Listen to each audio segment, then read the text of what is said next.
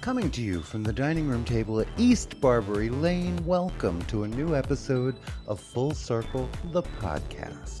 A visit to our home where we squeeze a few headlines through our decidedly queer lens and see what happens.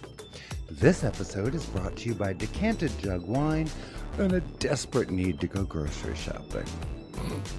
I am your host, Charles Tyson Jr. And I'm your host, Martha Madrigal. Welcome to the Full Circle table. Hi, baby. Hi. How are you? I'm fine. There's no food in this house. There's very little. I've been like scraping the pantry to cook to not go out, but it's getting stupid. I mean, you've been working your magic. But still. I understand. Yeah. We really need to go to the grocery store. Like soon. It's bad. I mean, that's the upside to having once been poor. You know how to do a lot with a little. I do, but still. I know. I didn't say it didn't get old. I just said you know how to do it. Yeah, I'm like staring at the ramen noodles going, How can I turn this into cake? What can I make? I even baked a depression cake the other night. And it was good. It's still good as hell. It's moist and yummy. It is. It is. And a depression cake is a chocolate cake with chocolate icing that has no eggs, no dairy, no butter. Yeah. And it's delicious. It's good. It's like oil, flour, sugar, and cocoa powder, basically. I think. A little baking soda, maybe. It both comes from the time period of the depression, and you can eat it when you are going through depression. And you will feel a little better. Yeah, I wanted dessert. We had nothing that looked like dessert. I'm granola bars, but I can't fool me. That shit is not dessert. Snack is not dessert. That's why they call it two different things. Right. Right. I wanted the cake, but I didn't want us to have to leave. I get it. Because it was raining. Like, it was raining sideways. Oh God, I know. The rain has been incredible. We looked out that one day. Was that Friday? Mm-hmm. And half the yard was underwater. Yeah. For a bit there. I was waiting for Noah and the gang to go by. It was a deluge. Yeah, that is the definition of deluge. Yes. It was insane. But today's pretty. Yeah. The birds are singing their little hearts out, which you will probably hear, dear listeners, in the background. And, you're welcome / I'm sorry. Well, because the windows are open. Exactly. It's that kind of day. It is Sunday, the 18th of May. Which is exactly a week after the last episode we put out. Ha-ha. I know. It's maybe an actual schedule will happen again. Who knows? A decent morning. I mean, I spent a couple hours on the phone with my good friend Kelly, who is in Ireland at the moment. Right. And we found out we might be cousins. Yes.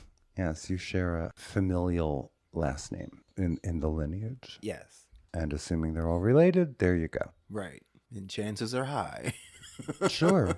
But yeah, no, so we were chatting, and then I finished an article for Jersey Gaze. Gaze. Yes. Which is a magazine apparently published by Asbury Park Pride and printed out and I guess distributed. Oh, so it is a pun. It is a pun. Okay. Yeah, gaze, gaze. Right. Yeah. Well, because I didn't assume. Play on words, if you will. Right. I didn't assume that it was a queer magazine. It is. Right. So, okay. It's. They're being clever. They're being clever. Right. Yes. Gaze is in looking out on New Jersey. Yeah. Gaze is in hey. Right. All that. Got it. Mm-hmm.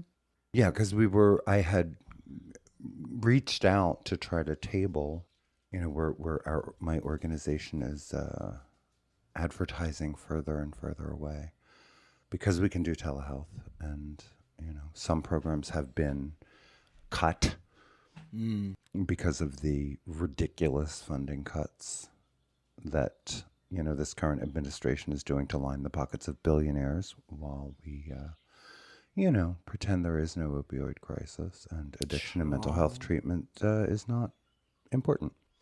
Anyway, so they have like a waiting list of like 100 vendors. So that wasn't going to be possible. But they invited me to write an article, which I submitted today. So that was, we'll see. But seemed good. Seemed to come to a point. And yeah, you kept not liking the voice of it. I was your J. Jonah Jameson, your Robbie Robertson. You were Goldilocks. That's what you were. No, this one's too hard.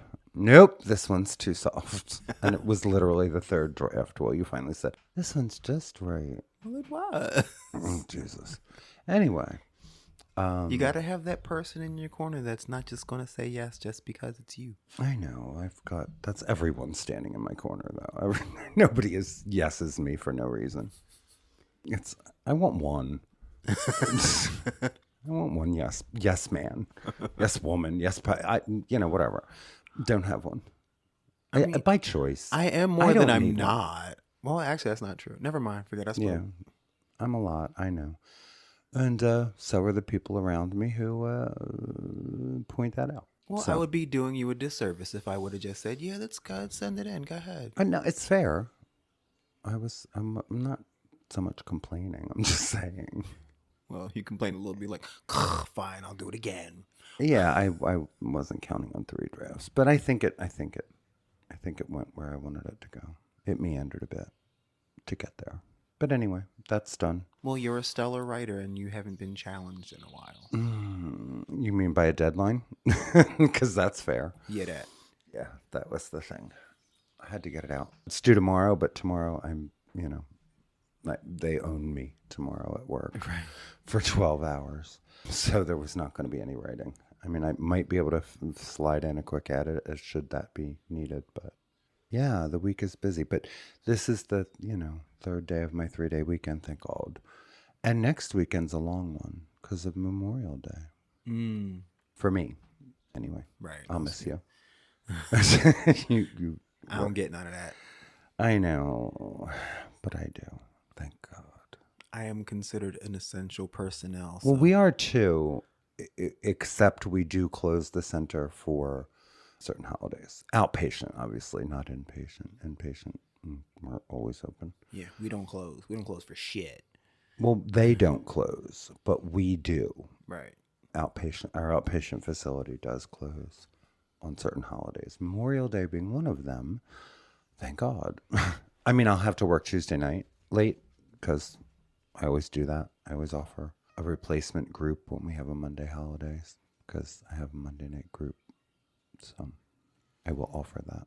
I have gone in wind and rain and snow. You have?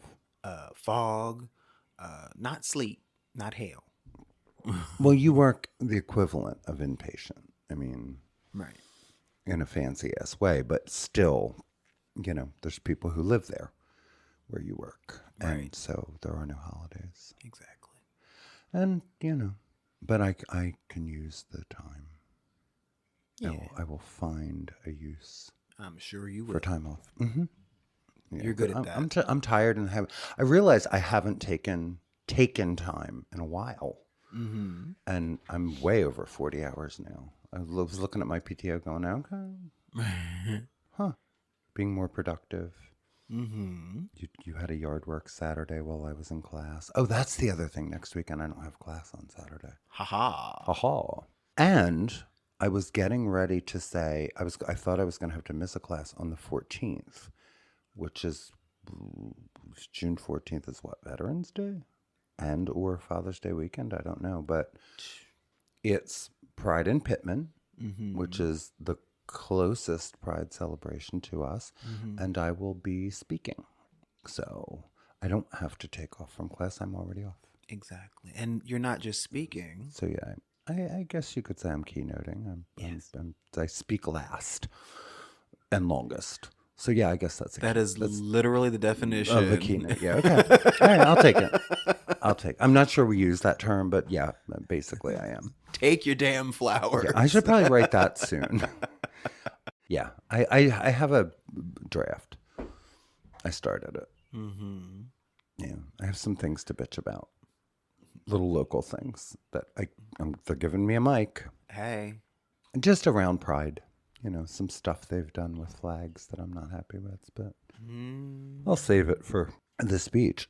And anyway, yeah, that's the June is gonna be festive. A lot of Pride celebrations, and I'm going further than we ever have. So we'll be in like Maplewood, North Jersey. We're gonna be in Atlantic County, or they are on one of the Saturdays. So there's a broad range of. I've heard of Maplewood. I know we have listeners in Maplewood. It's way up there, way up there. I don't even know what county that is, but it's way up there. But it's together. A very large Pride celebration. It's like the North Jersey, one. And I guess Asbury Park would be the Central Jersey one. Oh, I am least familiar with North Jersey. Right. So anyway, it's going to be crazy trying to navigate June around all the Pride stuff. And we still have a job to do. You know what I mean? It makes it that much harder. Yeah. When my week is generally full and we're going to take, 16, 20, 25 hours a week and do Pride celebrations, it makes it really difficult. Mm-hmm. By the time July rolls around, you're like, I don't want to see or hear anything queer. Not one more fucking rainbow. For Not at least one. 3 weeks. Yep. Or months. Tighten up that wrist, sir. Right. Not in front of me. Tighten up that wrist, sir. Yeah. Yeah, because it's a lot. Yeah. It's a lot. Once you've done, so many of them, it's kind of like, okay, here we are again. I can only be but so proud, goddammit. Right. I'm proud all the time. Yeah, it's it is a lot. But, this year more than ever, we need to be out there with some of the nonsense that continues to happen. It's couldn't be more important to get out there and be seen and see and let folks know we exist. Yeah. And, I've said this about myself, particularly right after the election, but it's true for all of us under the Rainbow Collective. Our very existence is an act of resistance. Mm-hmm. And we're doing this shit on purpose in June, baby. Right. Yeah, we're here. We're queer. Get used to it. I am used to it. Mm-hmm. But they can't get used to it, obviously. Well, they're going to deal with it. They can't get used to black people. Child. I mean. So black queer people is just, yeah, oh my God. They're completely fucked. Yeah. Child. They lose their mind. Yeah, so onward. Yeah. Right? Exactly. Onward. I saw Big Frida's partner died. Young, 38. Yeah. Devin. They were together for 2 decades. And he was the one that was always giving her fever. Yeah. And cheating on her and distracting her. This was complications of diabetes, it says. Yeah. Yeah. I mean, she posted on Instagram. Damn. She loved him. Yeah. Yeah, and, when we were watching the show, it was sometimes hard to figure out why. Why, but, yeah, exactly. They stayed together. Because, dick don't get but so good. Thank you. I've said this in so many ways. But it's the things we don't see. It's, I guess. I mean, you know what? There was a lot of grief there, too. There was a lot of, really, why you got to be this way? Right. But, yeah, it's sad because he was only 38. Yeah. And our hearts go out to Big Frida and her family. And, regardless of our personal feelings about this person who we actually don't know. Right, exactly. Exactly. I mean, she obviously loved him. Right. And they stayed together. Mm-hmm. And, she's devastated about it. So, yeah. I think part of that might have been he was there before she got famous. He was, for sure. So that means a lot when you're a celebrity. Your ties to your old life, the people that like knew you for real, for real. Yes. I'm just saying that might have been a Yes. big factor, which I get. I totally get. And, you know, and some of us who push that gender envelope,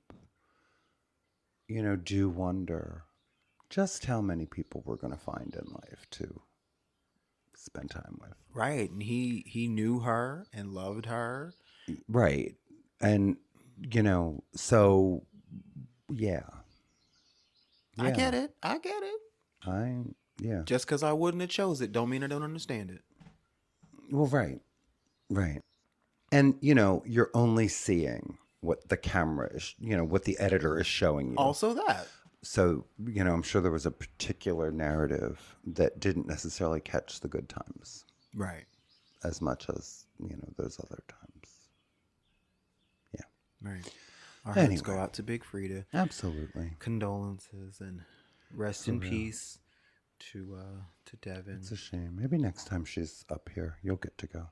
I would love to see Big Frida in concert. This time it was Jaren and I, and we had a good time.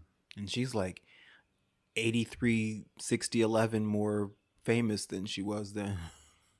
I guess so, huh? Yeah, because like she's... Yeah, she didn't even have the show at that point, right? I don't think... No, she did, because... The reality show? You were on it.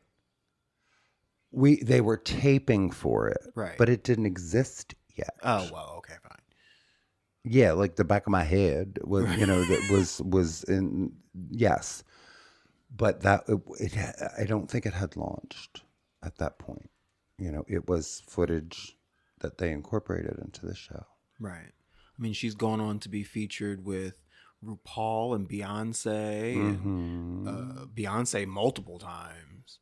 You know, not to mention, her own star power. So, and I love it. I love that for her. Absolutely. And she just gets more and more beautiful. Yeah. Good. Her wig game has come up, and it was good then. As does happen. Right. Funding. I mean, it was always good, but now it's real good. She got the good hair money now. Exactly. Yeah. She got that Beyonce money. Yep. And that is one thing we know about Beyonce, that, everyone who does anything with her gets paid. So, hey. There was a video on Instagram. It was like a parody video, and someone was pretending they were Beyonce, and she was like, now at 2 minutes and 32 seconds of track number 3, I heard a train whistle in the background. Can you go and find who was driving that train and blowing that whistle, because they need to be in the writers list, because we have to get all of them. Right. Right. It's damn near that. Yeah. I heard a dog barking up the street. We have to find the dog and get the dog's name, so we know who to send the check to. There you go. Which is refreshing, considering the history of that business. That's why I will always kiki to myself about Khalees. Khalees went and put her ass in the air when Beyonce sampled her voice in one of her songs. Like, she sampled a song that Khalees was on, and before she could contact Khalees and be like, so I'm putting you on the list of writers for this so that you can get paid. Right. She raised a big ass stink. Oh. And the thing is... Did they cut the sample? She was like, okay, fine. All right then. Yeah. And Khalees didn't get paid what she should have gotten paid for the original thing. So she mad at herself out of a check. There you go. Yeah.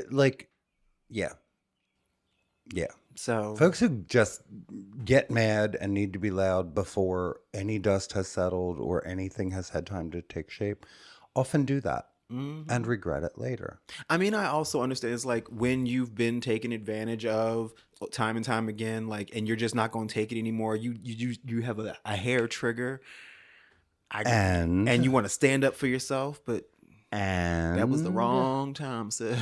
Right. But you try to have, I don't know the situation, but you try to have these conversations as privately as possible before you make public noise. Right. Just because, who wound up looking like the idiot and who didn't get paid? Right. Wasn't Beyonce. Right. I mean, part of that is why Beyonce is as stringent as she is, because she could have said something before she said it out, but she was going to do it anyway. Mm-hmm. So she's like, all right, fine. Right. I will dot all the I's and cross all the T's. All right, then. So there you go. So, right in Philadelphia, let's get into some good news. Yeah. The Odunde Festival Yay. is celebrating its 50th anniversary. Which is... It is the largest African American street festival in North America, and it takes place right on South Street in Philadelphia. Mm-hmm. The events kick off June 1st, and the celebration itself will culminate on Sunday, June 8th, with the festival spanning 16 city blocks, featuring 2 stages of live entertainment, global cuisine, and over 150 vendors from around the world. We have gone. We've gone. Right, together. We went to Odunde. Yeah, I've been to Odunde exactly 2 times. And one time I was performing. And I didn't stay. So I can almost count that one. You know, it's a wonderful event. It's a world, like at least a national model, if not a global model. There are some headliners this year. Oh, yeah. Is that Rakim? Rakim. Yes. As in Eric B. and Rakim. Okay. And Dougie Fresh. Yes. Dougie Fresh. That's Dougie Fresh with some African drums would be some shit. Okay. Okay. Like I kind of want to see that, if nothing else. Yeah, it's a big deal. And it's a lot of fun. It is. And of course, the stuff that I really want to see is on days I have to work. Yeah, Thursday the 5th is Odunde in the City, a dynamic African dance performance in Center City. Right, and I'm pretty sure that I know most of the people that will be performing. Probably. Yeah, probably. Dang it. But the festival itself, the grand finale, is Sunday, June 8th. South Street will be transformed into a global celebration of Black joy, art, and culture. Love that. Yeah. Love it, love it, love it. And if nothing else, we can try to make the Sunday. Yeah, it was funded with a $100 grant back in 1975. Yep. Today it draws over 500,000 attendees annually. Mm-hmm. Yep. Yeah. It's cool. It's very cool. Mm-hmm. Yeah, Odunde is a fixture. And for the longest time, there was this perceived argument that Odunde and Pride were on the same day. And it was like we were being forced to choose between being queer and being black. No. And you know what? That wasn't fair. And you know it. I know it wasn't. Right. Because they sat down. Mm-hmm. Franny Price was the executive director of Philly Pride Presents. Mm-hmm. And she sat down with the person who organized Odunde at the time and said, is there any problem if we do, using the same Sunday? And they both agreed there wasn't, because there also wasn't overlap. If you were black and queer, Pride was in the morning. Right. Odunde started in the afternoon once Pride was well over. Right. And so you could do both. You could come to the city and do both things. And it's not like the two events are so far apart from each other. You can walk from one to the other. You can walk from one to the other. Easily. Right. Pride culminates, the parade used to culminate at Penn's Landing, and that's where the festivities were. And we walked from Penn's Landing to Odunde. Mm-hmm. Yeah, but not that bad. 15 blocks, 16 blocks, whatever it was. Exactly. Not terrible. And yeah, it was possible to do both. But when people were looking for issues to create out of nothing, that was one of the things they kept saying that was so disrespectful of Pride. And it was like, no, the respectful conversation happened well before they were ever held on the same day. But nobody ever mentioned with the new people that are running Pride, how come they always manage to have Pride at the same time as the Roots picnic? That's right. That is a scheduling conflict in my humble opinion. Exactly. That's that's in dead opposition to the Roots picnic. You have to choose between one or the other. Mm-hmm. Yeah, that's a choice you have to make because the new folks made it so. You know? Yeah, yeah. Um, Different is not always better. And in this case, not even close. you know, even when I was putting together little tiny events, I always checked the calendar before I picked my date. But Right. But we do have a reason to go into Center City now in June. So, right? hey, we can do that. Yes, we can. Yeah. But how cool. 50 years. It's Right? amazing. It's amazing. The festival thrives under the leadership of Boomy Fernandez West, who is the daughter of co-founder Lois Fernandez.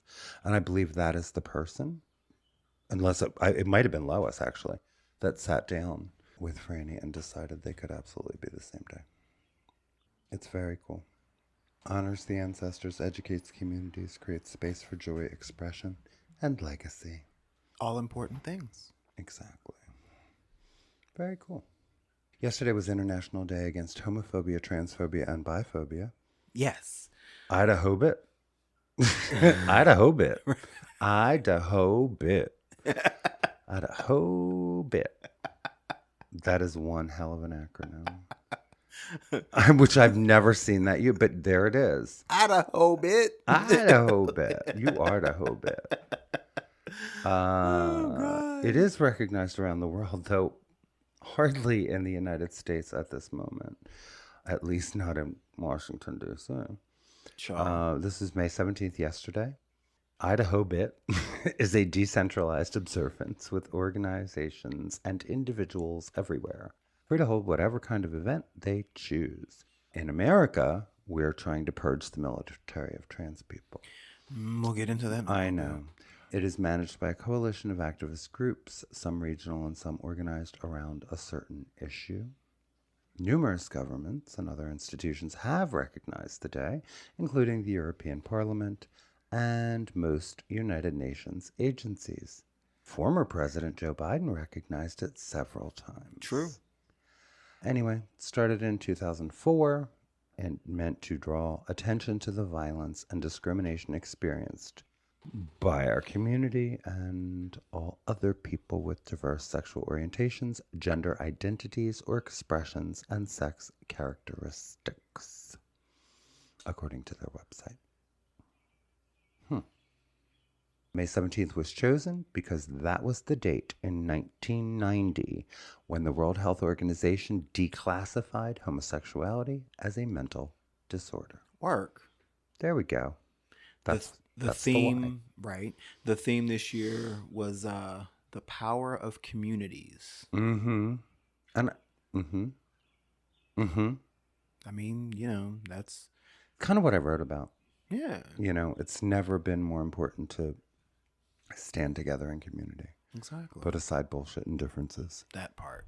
Yeah, their official stance was the power of communities reflects the diversity and richness within LGBTQIA plus communities, from the grassroots to the global, celebrating our varied and intersecting backgrounds, identities, and experiences.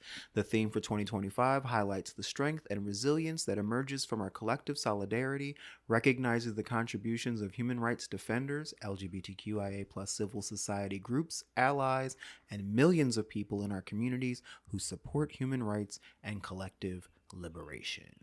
All right, then. Right? I love that. We need more of that.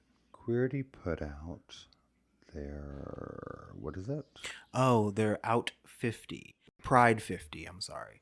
Yeah, Queerty has a list every year that they call their Pride 50 or the 50 movers and shakers in the community. And they do a weekly spotlight on a handful of them. Mm-hmm. The current ones that are highlighted are Marla Mindell, Who won an Olivier Award? yes, Olympian Lauren Scruggs, Mm-hmm. comedian Mateo Lane, who I love, Yes.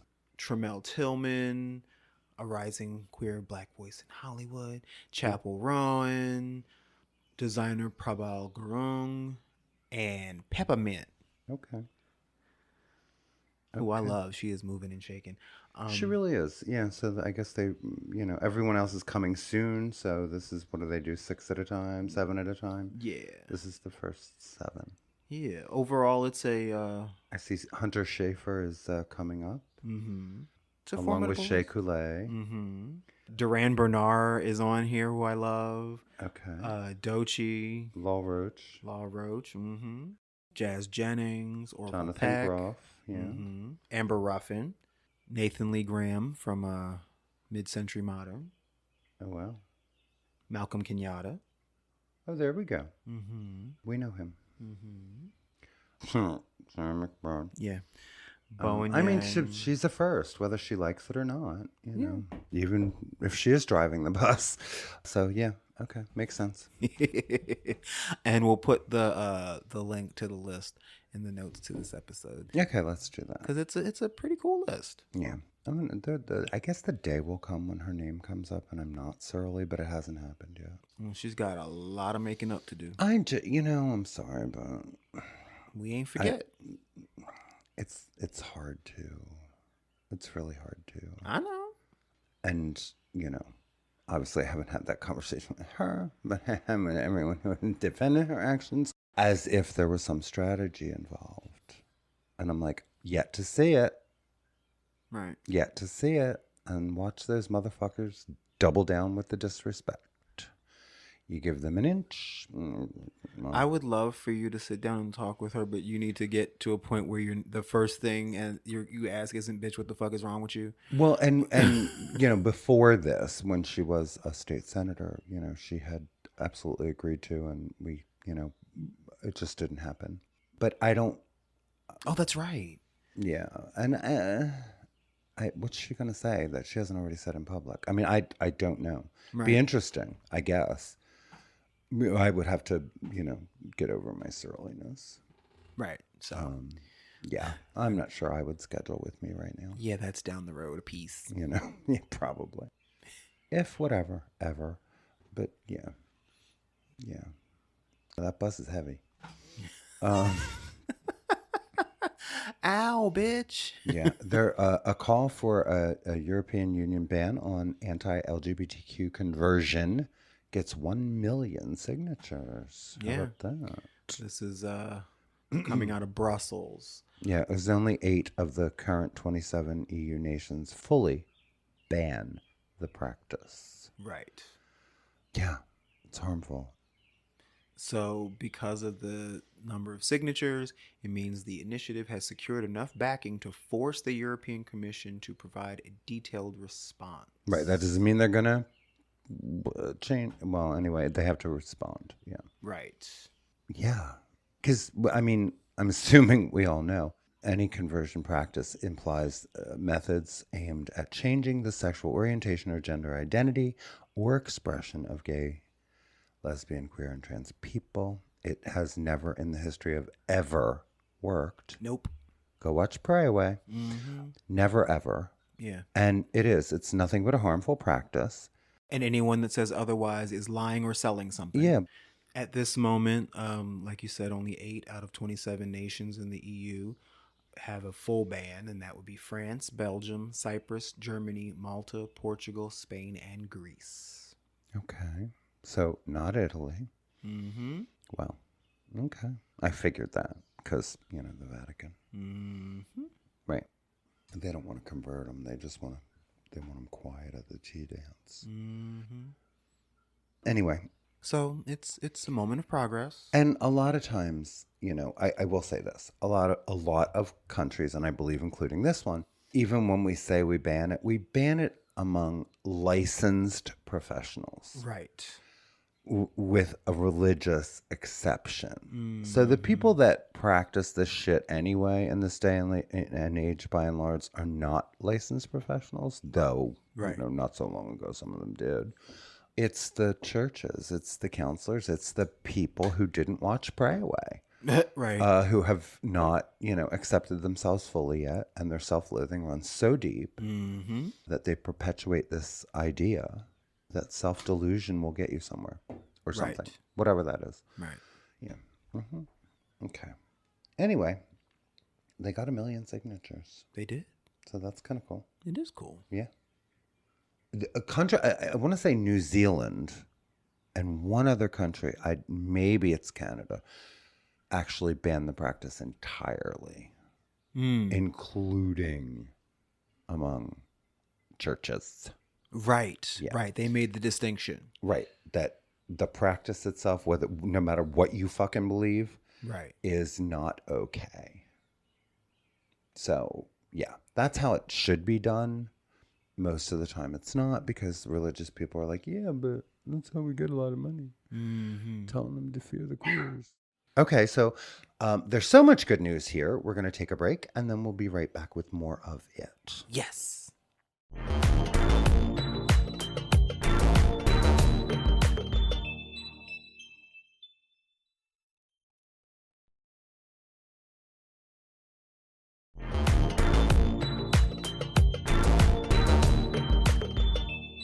And we're back. We're back. So let's keep going. Okay.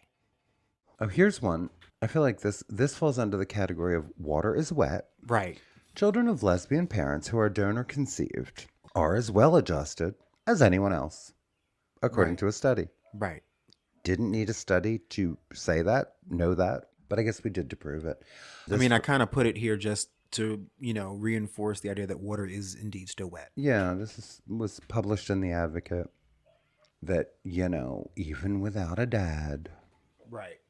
And it holds true whether the donor is known to the child or not. Or not. Right. I mean, parents been proving offspring conceived through sperm donation are just as well adjusted psychologically as anyone else. Or, just as fucked up, I guess. Right. Some of these cis people are not well adjusted. I'm sorry, but anyway. Just as well adjusted right, as anyone else. The findings are important at a time when the LGBTQ plus community is under attack in the United States, according to the researchers who come from the US, Italy, and the Netherlands. The study, the psychological adjustment of donor-conceived offsprings of lesbian parents over 2 decades, differences by donor type and contact with the donor, was published in Reproductive Biomedicine Online. There's something Trump will never read. Right. I doubt JK will either. Sure. Anyway, the researchers looked at data from the U.S. National Longitudinal Lesbian Family Study, which included 70 donor-conceived offspring assessed at age 10, 17, 25, and 30 to 33 years old. The study was initiated in 1986. Yeah, 34.29% had an anonymous donor, 34.29% a known donor, and 31.43% an open identity donor, where the donor's identifying information is accessible to offspring once they reach a certain age, which is 18 in most countries. And should they want it? Yeah, right. And then it's up to the kid. But they, ones who can be known. More than 80% consistently scored within the normal range across all stages when it comes to problem behavior, and none continuously scored in the deviant range, the new report says. None. And yet they think we live on the deviant range. Exactly. Home on the range. Get out of my head. I was just thinking. Where the queers and the antelope. Not the antelope. Bull bestiality always comes around on that record. But those horns would hurt. Depends on whether you're holding them or inserting them, I guess. There were no differences in problem behavior between those who contacted their donor and those who did not by the age of 30 to 33. Yeah. Could have told you this. Yeah. The people in the study were primarily white and cisgender. Future studies would benefit from including a sample in which race, ethnicity, and gender identity intersect to offer a more representative perspective on the psychological adjustment of donor-conceived offspring of lesbian parents. Yes. However, overall, these findings contribute to the broader field of reproductive psychology, providing practitioners and policymakers with valuable insights to support diverse family structures while navigating the evolving challenges posed by technological advancements and societal shifts. Okay. Okay. Support is especially critical for lesbian parents and their offspring in the United States who are currently facing an unprecedented reactionary backlash against our rights and issues, potentially jeopardizing their overall well being and adjustment in the years to come. No shit. So there we go. There we go. Water's wet, Water is wet, just so we know. in case you were wondering. Yeah. Yeah.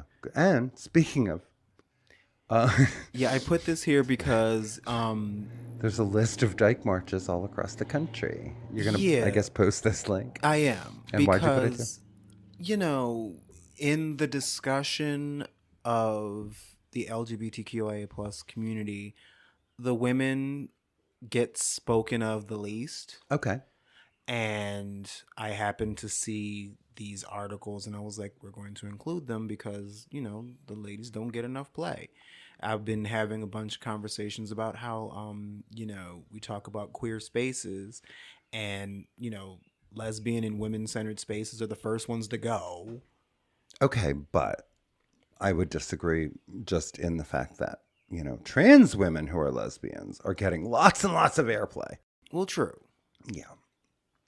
But indeed, you know, that doesn't make what you're saying not correct. Right. I'm just saying. No, you're right. You are also correct. Yes, the Philly Dyke March is May 31st. Yeah, May 31st. And they take off from Conn Park at noon. And there's some kind of drag showcase, unless they're drag kings, I don't know why. That's my guess. On Friday, May 30th at William Way. I don't know what the two have to do with each other. But anyway, that's when Philly is. I'm assuming it's drag kings. Right. Maybe. DC Spike March is June 6th. LA Pride Dyke March June 8th. Boston June 13th. Okay. New York June 28th. WeHo is the same day as Philly. Right. And the New York one, of course, is, you know, coincides with Pride by the looks of it. Yeah, so San Francisco, June 28th. Yep. So they're fun. Yeah. They, you know, dykes on bikes. There will be so many Crocs and Birkenstocks. So many Crocs and Birkenstocks. And Doc Martens. And those. Yeah. And stuff. And stuff. And, you know, everybody doesn't, you know, not all lesbians. Just saying. Hey, I have nothing bad to say about comfortable footwear. Good. Well, good. Not a damn thing. It's important. It is. Because you own some. I do. There you go. Someone was trying to say one of the biggest fashion failures in history was when people tried to convince us that Crocs were fashionable. And I'm like, you know what? Y'all can say Crocs are ugly, but my knees and my back think they are adorable. Mm-hmm. Please and thank you very much. Oh, well, they were amazing for working behind the bar and being on your feet all day. Right. Oof.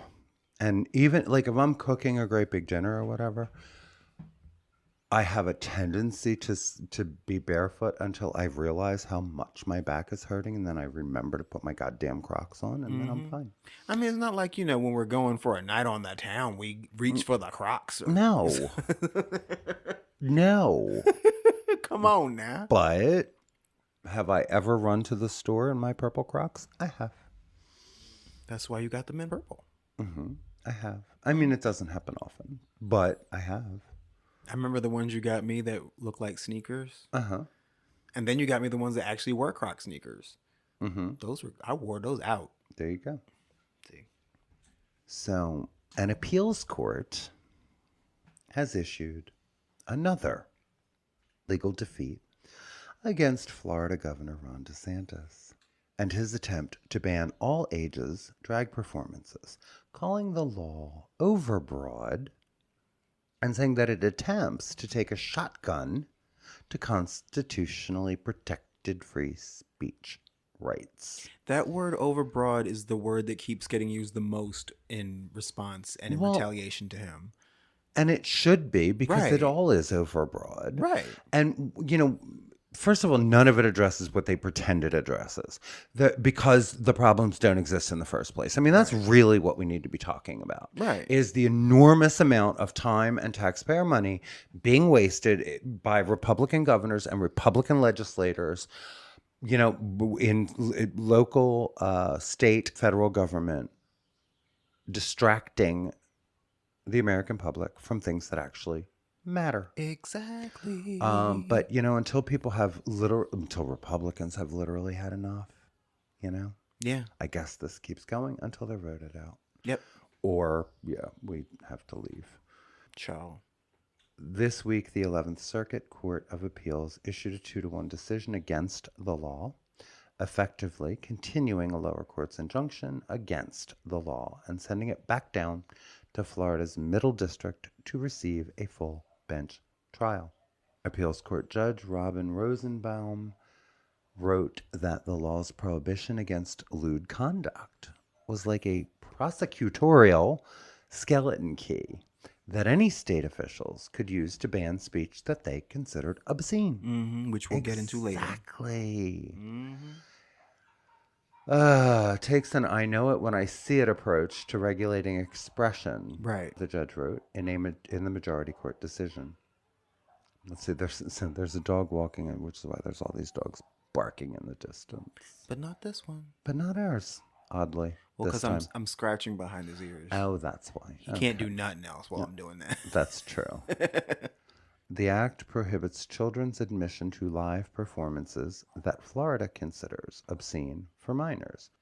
But by providing only vague guidance as to which performances it prohibits, the act wields a shotgun when the First Amendment allows a scalpel at most.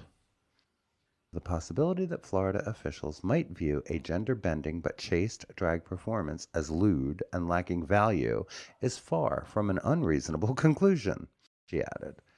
She also called the law the Goldilocks of speech regulation, ensuring each child can access only that speech that is just right. Mm-hmm. What might be considered appropriate for a 15-year-old might differ from what might be considered appropriate for a 16 to 17-year-old, 18-year-old, or a preteen child. She also noted that Miami is home to a historic 35-foot billboard for Coppertone sunscreen, which features the brand's historic logo, a girl, perhaps age 7 or so, with a dog pulling at her swimsuit, revealing her pale posterior and its contrast with her tanned skin. Yep. Would a depiction like the Coppertone logo be patently offensive for a 5-year-old? It's always made me uncomfortable. It has. Yes. The Coppertone thing? Yeah, I'm like, Okay. must we? Okay. Well, it didn't make me uncomfortable. I mean, not uncomfortable, but it's just like... It's a cartoon. I know, but... my point is double standards and all that. Okay. No, that's fair. I never thought about it. I just never thought about it. And then they talked about Hamburger Mary's, right? Mm-hmm. Who already sued, believes its family-friendly performances contain no lewd or sexually explicit content. But Hamburger Mary's also makes clear that its drag shows, like almost all shows in the genre, involve performers wearing clothing more conventionally worn by the other sex, and often prosthetic breasts. And it notes that some people might consider even a man in a dress reading to young children to violate the statute, which is what it's meant to do. Right. Yeah. The co-owner of Hamburger Mary's said, for conservatives, lewd and inappropriate is just a drag queen dressed in clothes and not exposing anything. That to them is too much. God, they hate freedom, don't they? Mm-hmm. Uh-huh. Yeah. I blame cis white gay men for this entire argument. How so? Because... I mean, many of them are the ones in drag. Right. With the whole push for assimilation, which led to gay marriage, and one could argue once gay people were allowed to be married, then all of a sudden we're done fighting for rights because we got what we wanted. But because we had that push for assimilation, it was that whole like, we're just like you and da da da da da da da da. And you can bring your kids to Pride, you can bring your kids and then people started bringing kids to drag shows. And then that made the drag queens have to water down their acts so that they could be family friendly in case a kid comes in. And it just snowballed. Yeah, but I mean, I'm sorry, but most of the drag shows that took place in gay bars start at 11 o'clock. If True. they start at 11 o'clock. Yeah, the big problem was always the drag brunches. That was the thing. Well, that's a different story, but, and it depends on where they are, whether or not children are likely to be there. And plenty of them say you have to be 21 or 18 or whatever. I mean, I don't know. I don't know if that's it or not. I'm not sure there's a correlation. These people are out for blood for no good goddamn reason. Oh, agree. As much as I love blaming white gays for everything, I don't think this is one of them. Okay. I mean, it feels like a stretch. Okay. Republicans, I blame. Now, Republican white gays, fuck each and every one of them. But yeah, Or actually, no one should ever. no one should ever. Yeah, no matter how much they pay you, or at least advertise it after the fact. But I don't know. It's stupid. It's stupid. Right. And how many of you folks have let your kids watch Mrs. Doubtfire Right. or Tootsie? Well, I guess it comes down to like if you ask your average drag queen, don't near another one of them give a fuck about your kids, and most of them hate kids. Many, yeah, but there are some of the ones who do, do well with children and do story times and No, the separate genre of like kid centered drag. I'm not talking about that. okay, that's all right. No, that's fair. that's wonderful and that's thriving. And my favorite thing is when the queens write their own children's book and then they go around reading the book to the kids. Like I love that. I'm not talking about that. Yeah. I mean, DeSantis is just, oh my God. It's crazy shit. And it always was. Right. It always was. It really, let's move on. Okay. Because, yeah. Speaking of I kind of love, speaking of white gays, I was speaking children's books, but okay. or children's books, Either way. and both. Chasten Buttigieg wrote a new children's book about two dads that isn't about being different. Good. Work. It's about time. Right? Papa's Coming Home, he wrote with a purpose. Let's see. Their twins, Gus and Penelope, by the way, are nearly 4 years old. Oh my God. Yes, the former middle school teacher, theater director, and now author of 3 books, has settled into something resembling peace in northern Michigan. But his latest project, Papa's Coming Home, a tender, funny, beautifully illustrated picture book, is anything but apolitical. When he first received early illustrations, his daughters didn't need a formal introduction. Penelope came up right next to me, he recalled, and she was like, that's me, and that's Gus, and that's Papa, and that's Buddy, their dog, and that's Daddy. It was, in essence, the moment the book fulfilled its quiet mission to let children like Gus and Penelope see themselves in a story where their family isn't a lesson or an issue, but a given. On its surface, this book, which comes out on May 20th, so Tuesday, it'll be out by the time we do this, Right. tells the story of 2 kids and their dog Butter scrambling to gather all the things their papa might have missed while away as they prepare to pick him up from the airport. That's so cute. I know. The story is infused with a parent's anticipation, a child's earnest logic, and the chaos of family life. But in the fraught landscape of American politics in 2025, a simple, joyful book about 2 dads is never just that. Across the country, conservatives have tried to ban books, we know, by us and about us from school and public libraries. There's nothing objectionable to the story, Buttigieg told The Advocate. It's 2 parents who love their kids very much, which I think every kid is deserving of. If someone has a problem with that, that's for them to explain. the book's most important line, the best part about coming home is you, isn't just a warm closing. It's the manifesto of a parenting philosophy. It's about unconditional love over material things. In the whirlwind of figuring out parenting, it's just so important to be grounded in that. I love it. I was asking around to publishers and LGBTQ bookstores after our kids were born, looking for stories like ours. A lot of books featuring same-sex couples have a moral up front. Right. Yeah, I didn't want to read my kids a story where our kind of family meant we always had to talk about being different. You know what? That's real shit. It is.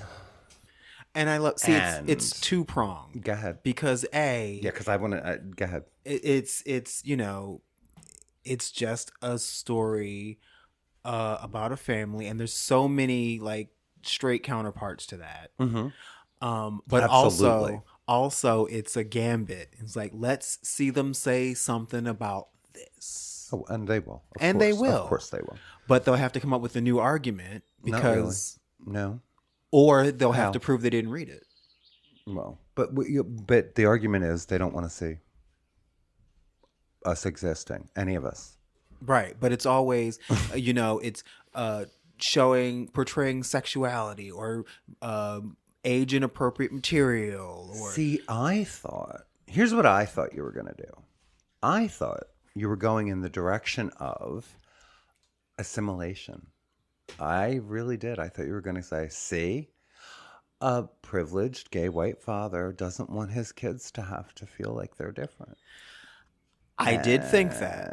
And they are. I did think that. I But don't know if you're going to protect them from that, and I'm not sure you should. right, I did think that, but I saw the subversive part of it There first. is. Okay. And that's what I appreciated. Okay. I think we need both, actually. Oh, we definitely do.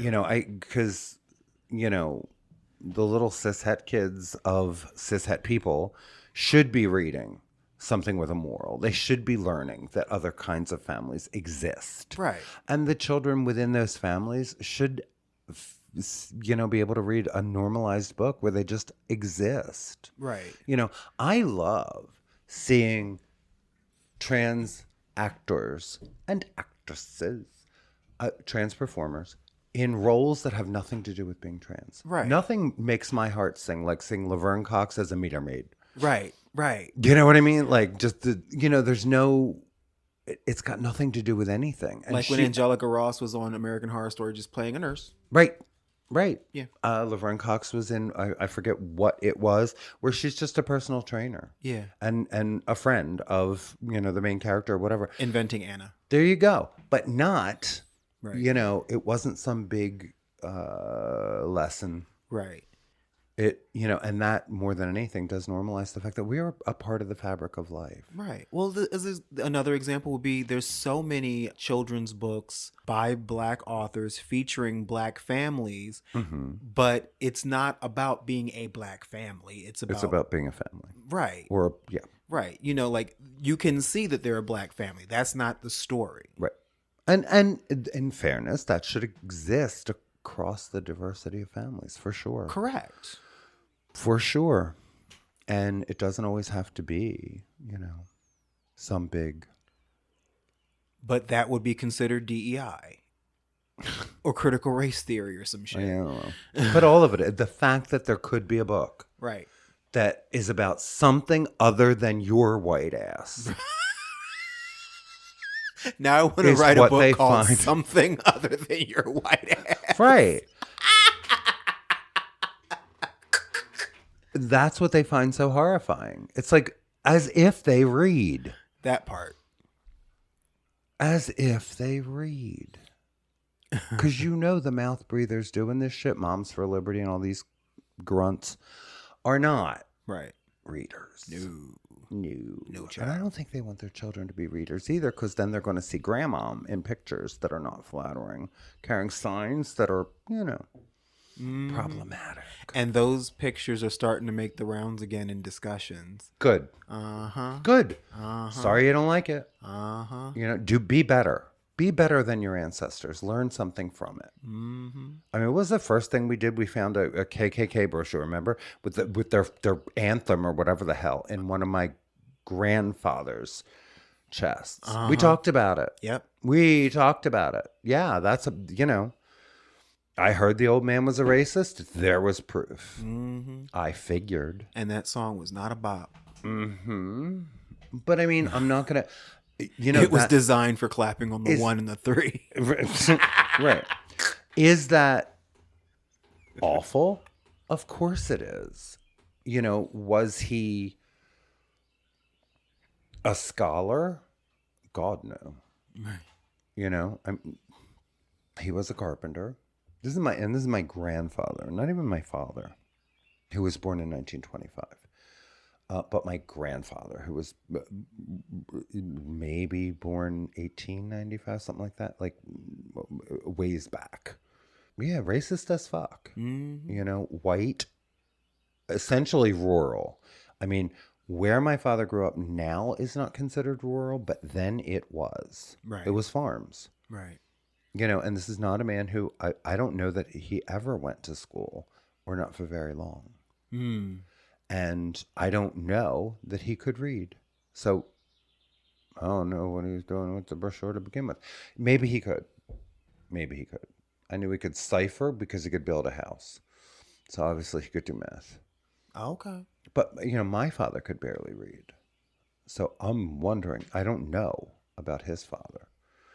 But that's just a point of history, and I'm not, why would I hide it?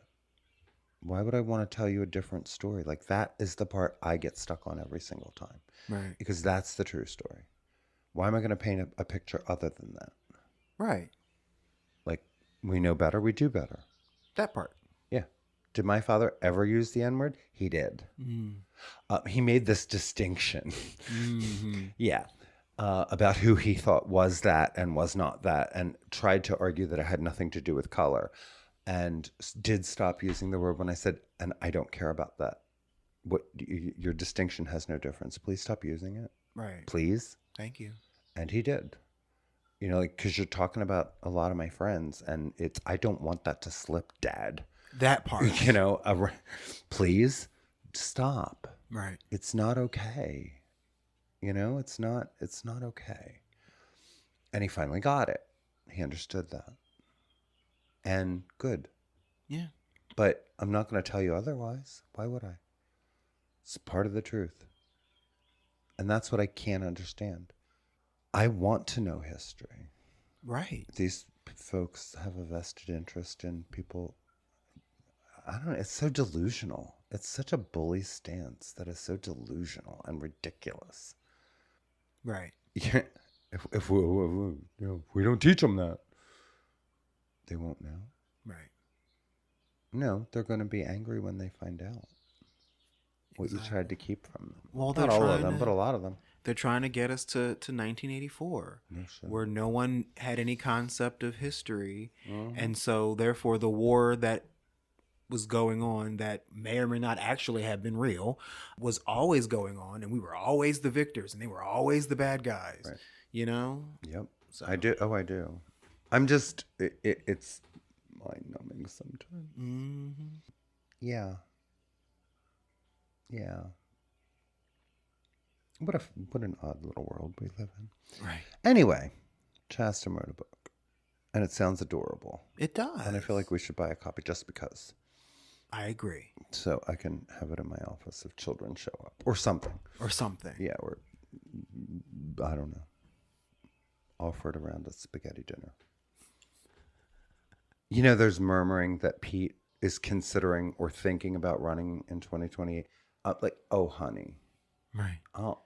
I'm pretty sure we're not ready for a gay man in the White House. Sure. I'm pretty sure. Yeah.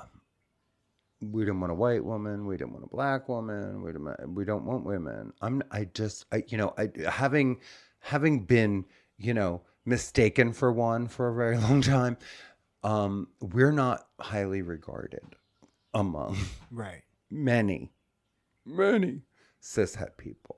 Right. So I don't know. I mean, he was elected to smaller office, and good on him. Right. And he was certainly appointed in a progressive I would argue, progressive administration. Right. Yeah, let's see it. I do want to see Jasmine Crockett run for president, though. That'd be fun, but she will lose too. Probably. Yeah, but If this is any indication. Like, right. I don't even fucking know anymore. I thought Kamala Harris... Those debates would be everything. They would. I really thought that Kamala had a good shot. I really did. I thought we had learned our lesson. Mm-hmm. But, I still think, this is just me, I still think Biden would have won if they hadn't, held him to the one-term thing and the Democrats that screamed handed it to Trump as much as anyone else did. Yeah. Yeah, because we still have them in our own party. So just saying. Anyway, yeah, I as much as I would love to see that, I don't know who comes next. I don't know. Are we going to have free elections? And Child, don't get me started. Right. I really got to pick up some Duolingo. Anyway, you know what's fun? What? Let's talk about Sad embroider, people taking pleasure in your pain. Yeah, let's do that. So, the quote of the month was fucking RFK Jr. at a congressional hearing saying, "No one should take medical advice from me." No shit, motherfucker. Motherfucker leads the Department of Health and Human Services. Right. And even he doesn't think he's qualified for the position. Well, that makes it unanimous, bitch. This is what I'm talking about. This is what I'm always talking about. I want adults running my government. Yeah. I want all the people in charge of all the things we never think about to actually know something about their respective shit we don't care about, rather than having idiots like this anywhere near our government.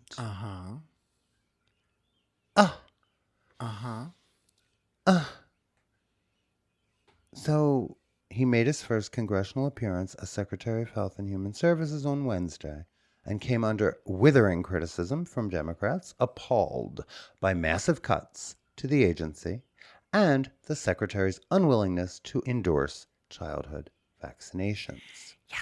Yeah. Department of Health and Human Services. Out gay Representative Mark Pocan elicited one of the most memorable exchanges in back-to-back appearances by Kennedy, the founder of a prominent anti-vaccine group, before House and Senate committees. Describing Kennedy and his public positions on health policy and vaccinations as somewhat of a conundrum, he reminded him that Kennedy had vaccinated his own children, and then asked, if you had a child today, would you vaccinate that child for measles? Probably for measles, the secretary said haltingly, adding, my opinion about vaccines are irrelevant. No, they're... I'm telling you, I don't think people should be taking medical advice from me. Then well, quit. We agree on that. Quit, motherfucker, quit. Oh, my God. On further questioning from Pocan, Kennedy wouldn't answer whether he would vaccinate his own children against chickenpox and polio today. I think we're going to try to do, Kennedy said, of childhood vaccinations is to lay out the pros and cons. There are no...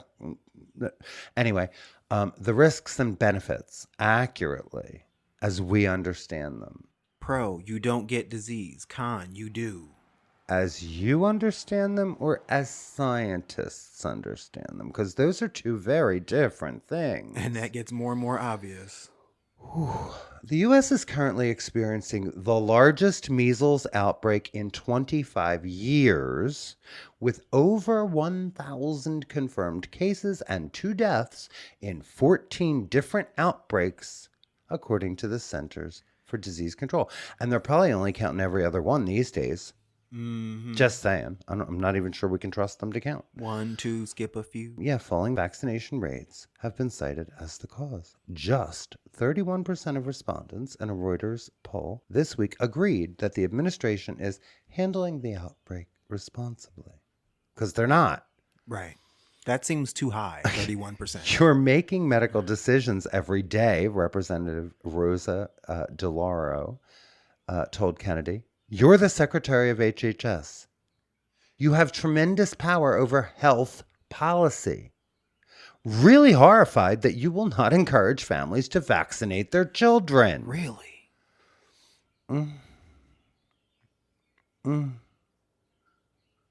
Yeah.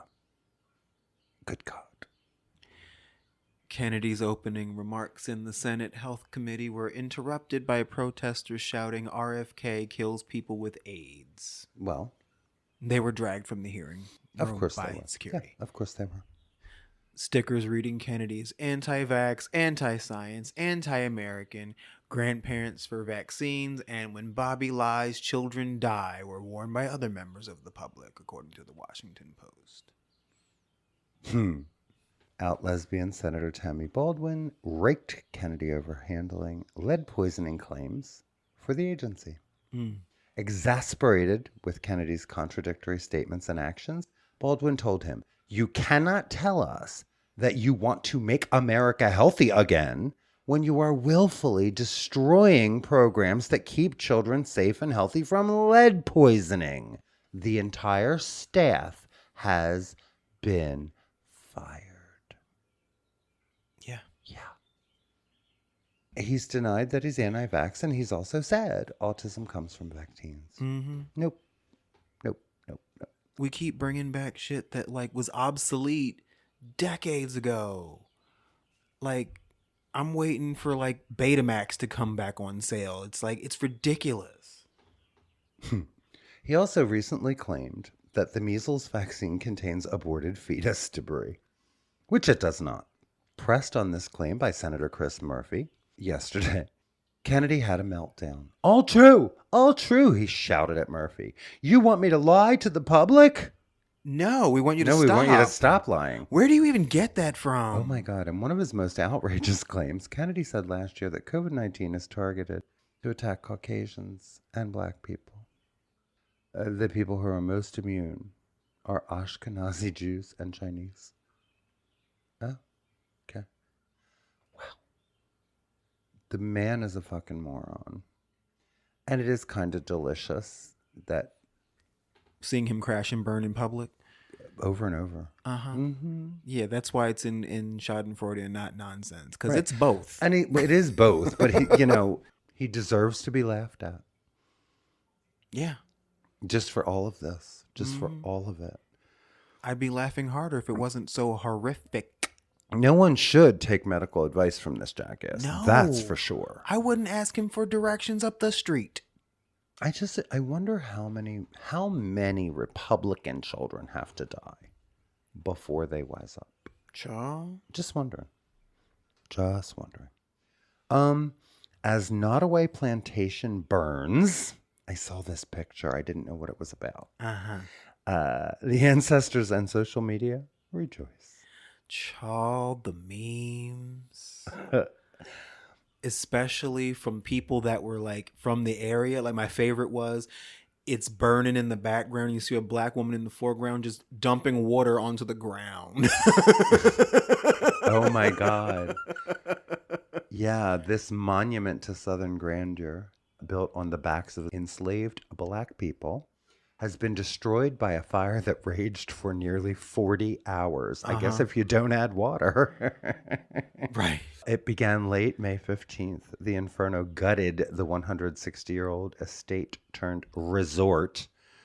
Good God. Once the largest antebellum mansion remaining in the South. Yeah, they turned it into a motherfucking resort. I know.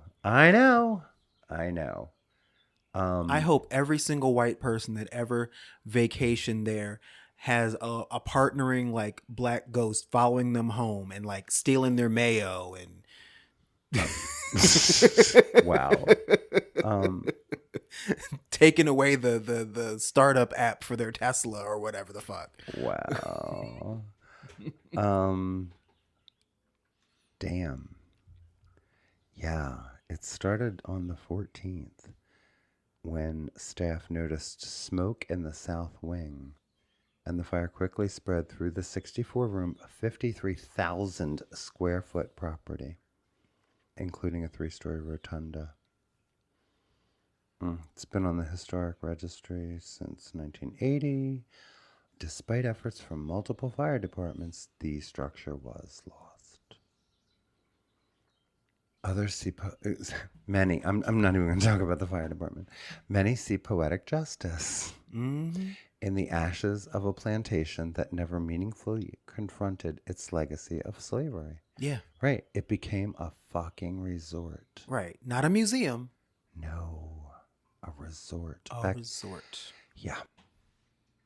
It was built in 1859 by sugar magnate John Hampden Randolph, powered by the forced labor of more than 150 enslaved people. A fact that is often glossed over in the tourism brochures. I bet it is. Imagine that. For many, it feels less like a tragedy and more like a reason to celebrate. One social media user pointed out the lack of acknowledgement of the property's racist past as a reason for indifference. Not away is burning.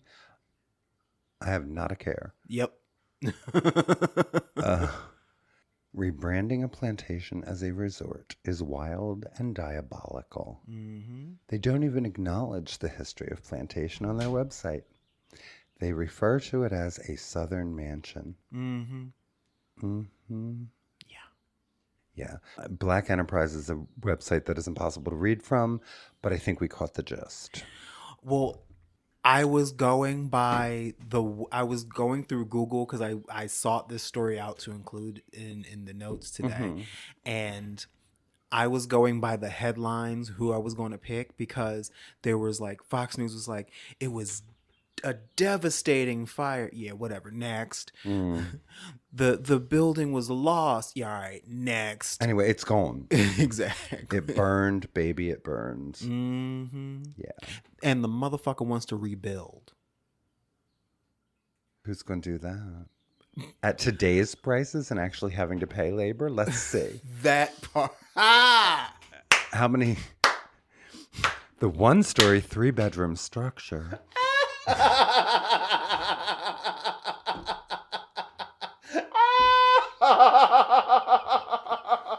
Yeah, how does that work? Yes. I didn't even get that far. Work. I wonder how it's insured. That's a good ass question. Right. Oh shit. Oh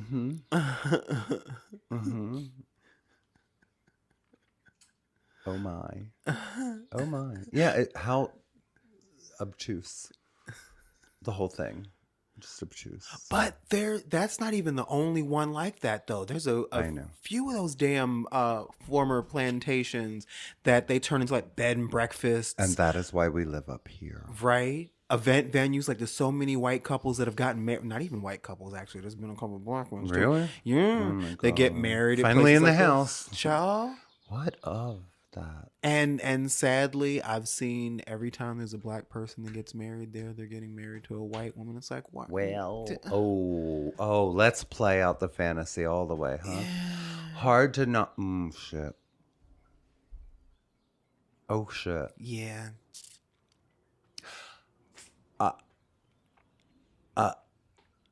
I'm speechless. I can't imagine that. Truly, I can't. First of all, I just had this second where I tried to picture me even wanting that, I was trying to picture your response and whether or not it involved violence, because I just can't imagine that conversation. Wouldn't it be fun if? Oh my God. Right. How do you even broach the subject? It has to be the black person's idea first. It has to. Oh, I don't know that. I don't know that either. Once I said it, I was like, well. I don't know that. God damn it. Oof. Yeah. That is a kink I do not share. No, neither. No. Anyway. Yeah, That shit burned to the ground. it did. This has been your moment of. Schadenfreude. People taking pleasure in your pain. Yeah, I hope it. Whatever. I. Do you have a 15-minute fave? And then I'm gonna need a break. I do. And Okay. part of me wants to change it to like Burn Baby Burn or The Roof is on Fire, but I'm not. Oh, I want that. But I'm not. Now I want that. Well, maybe we'll play it later in the episode. The roof. The roof. The roof is on fire. We don't need no water. Let the motherfucker burn. Yeah, I think that should be the 15-minute fave at this point. I really, no matter what you had in mind. But okay, what? Go ahead. I'd really rather take it to the break with the roof. Fuck it.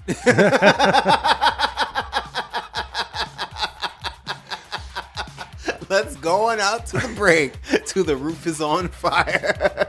And we'll be right back. This one's for the ancestors. Yeah. This DJ cut different ways, so let me hear you cut a DJ. Let's make some noise. Let's make some noise. Come on. The roof is on fire. We don't need no water. Let the motherfucker burn. Burn, motherfucker. Burn. The roof is on fire. We don't need no water. Let the motherfucker burn. Burn, motherfucker. Burn.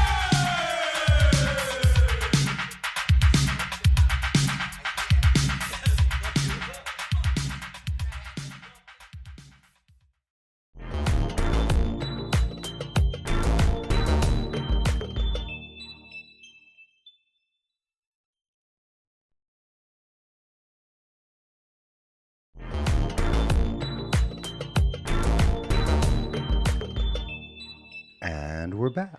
We're back. That was Rockmaster Scott and the Dynamic 3. Yes. And cathartic as fuck. That took me back to the 4th grade. Right. child. Fuck you. Why you gotta do that? I'm sorry. Why you gotta remind me where I was when you were in the 4th grade?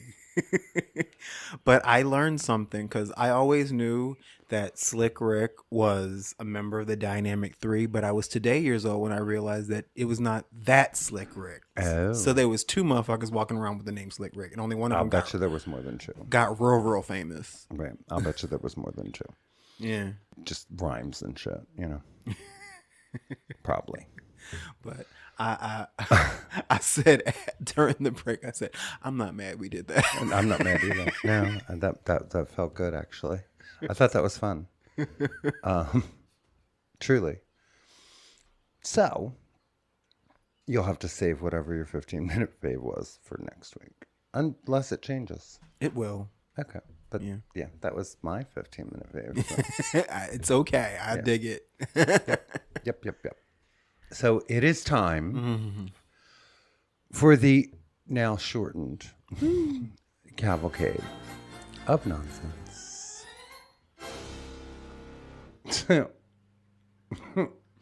An ally of the Heritage Foundation, right? The authors, of course, of Project 2025, Utah Senator Mike Lee, proposed a bill that would ban pornography in the United States. Right. There's no way in hell. Not when most of it is consumed by them. Thank you. It's, oh my God. Anyway. And I don't even want to know the number of it that is, I bet you, trans porn. You know it is. You know it is. Of course.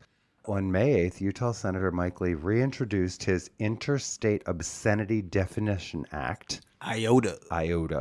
Like, I don't give one iota. Anyway, with support in the House from Illinois Rep. Mary Miller, Lee is a fervent anti-trans Republican. Oh, at least he's fervent about something, I guess. Having previously pressured Amazon to stop selling a trans-themed children's book. And of course, he supported legislation to ban trans students from school sports leagues. Miller, meanwhile, is best known for intentionally misgendering Sarah McBride earlier this year and for declaring in 2022 that the overturning of Roe v. Wade was a historic victory for white life. Oh my God, these are terrible people. That doesn't even. At, Never mind.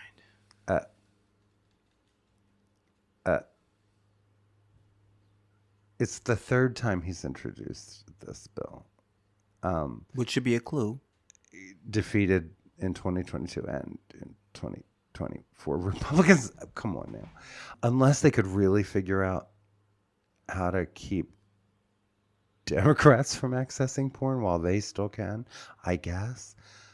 I just don't even know how any of this would work. It wouldn't.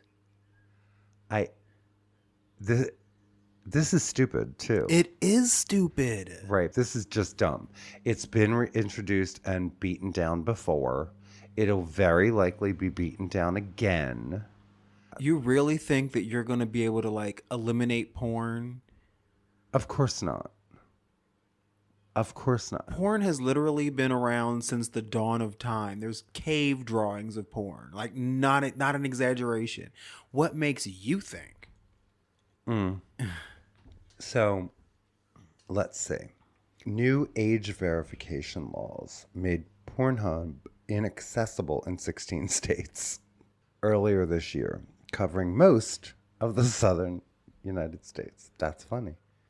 It's not just Republicans who are pushing for such laws, however. Arizona Governor Katie Hobbs, a Democrat, signed another such age verification bill into law earlier this week.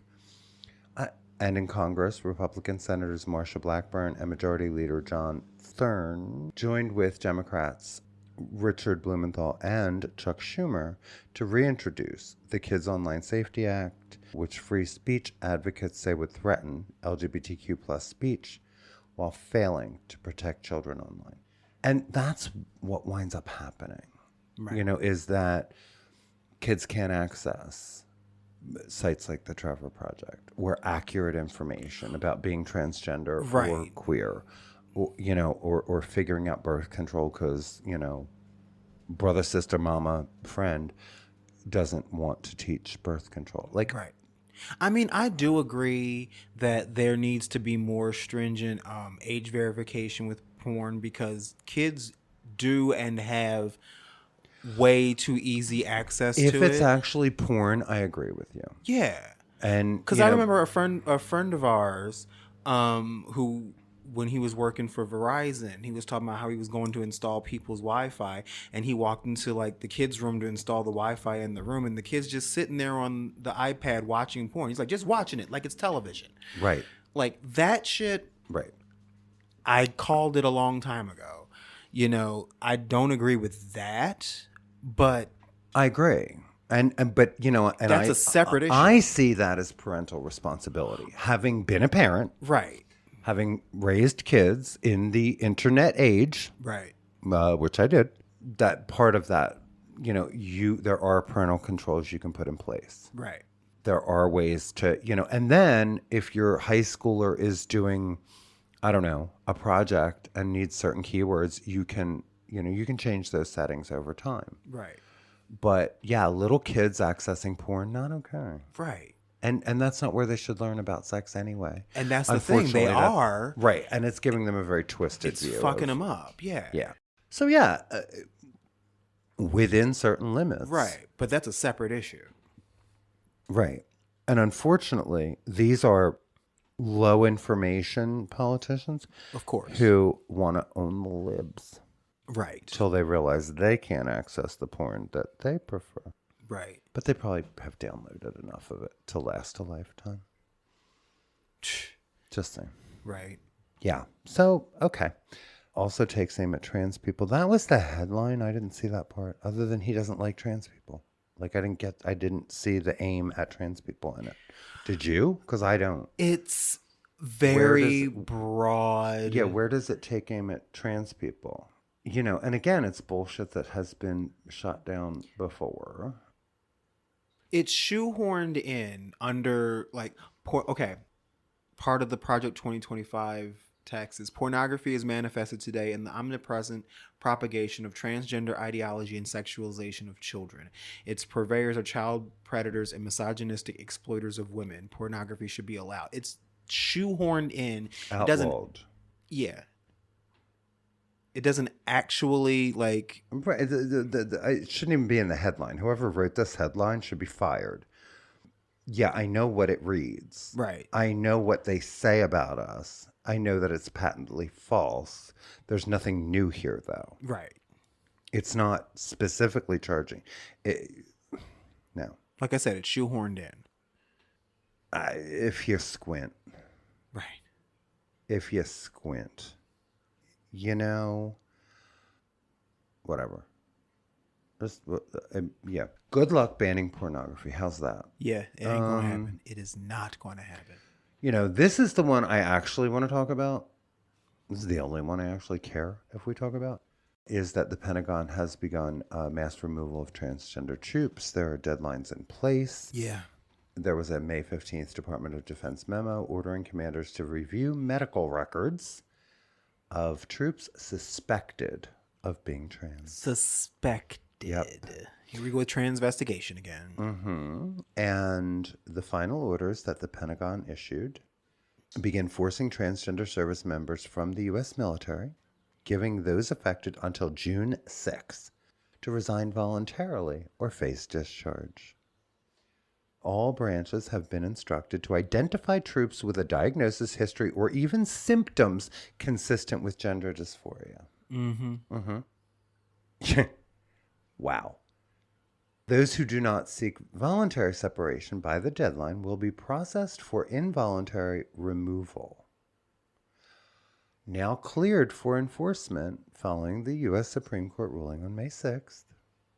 But still ahead of what happens at the appeals court anyway, this is dystopian shit right here. It is. I think about, I think it was Jordan Klepper who did the interview with a bunch of trans service members. And there was one woman who said, it just cracks me up that I'm too strong for sports, but too weak for the military. Right. Right. Because they don't want us to exist, period. Right. They don't want us to exist. And, they're using their power for this. Mm-hmm. For this. No one's being harmed. In fact, our country will be far less safe because there are a lot of experts in place who happen to be trans who will no longer be there. High-ranking officers. High-ranking officers. Strategists, people with extreme expertise that is not going to be immediately, if ever, replaceable. High government clearance. Yeah. That's what they're doing. This is what you voted for, people. Yeah. Whoever fucking vote, and not that listens to us, but I'm sorry. This is all part of it, and it's what we tried to warn you about. This is what's happening. It's despicable. It is despicable, and don't ever dare. I don't want to hear another Republican ever tell me they support the troops. No, you don't. No, you don't. No, you don't.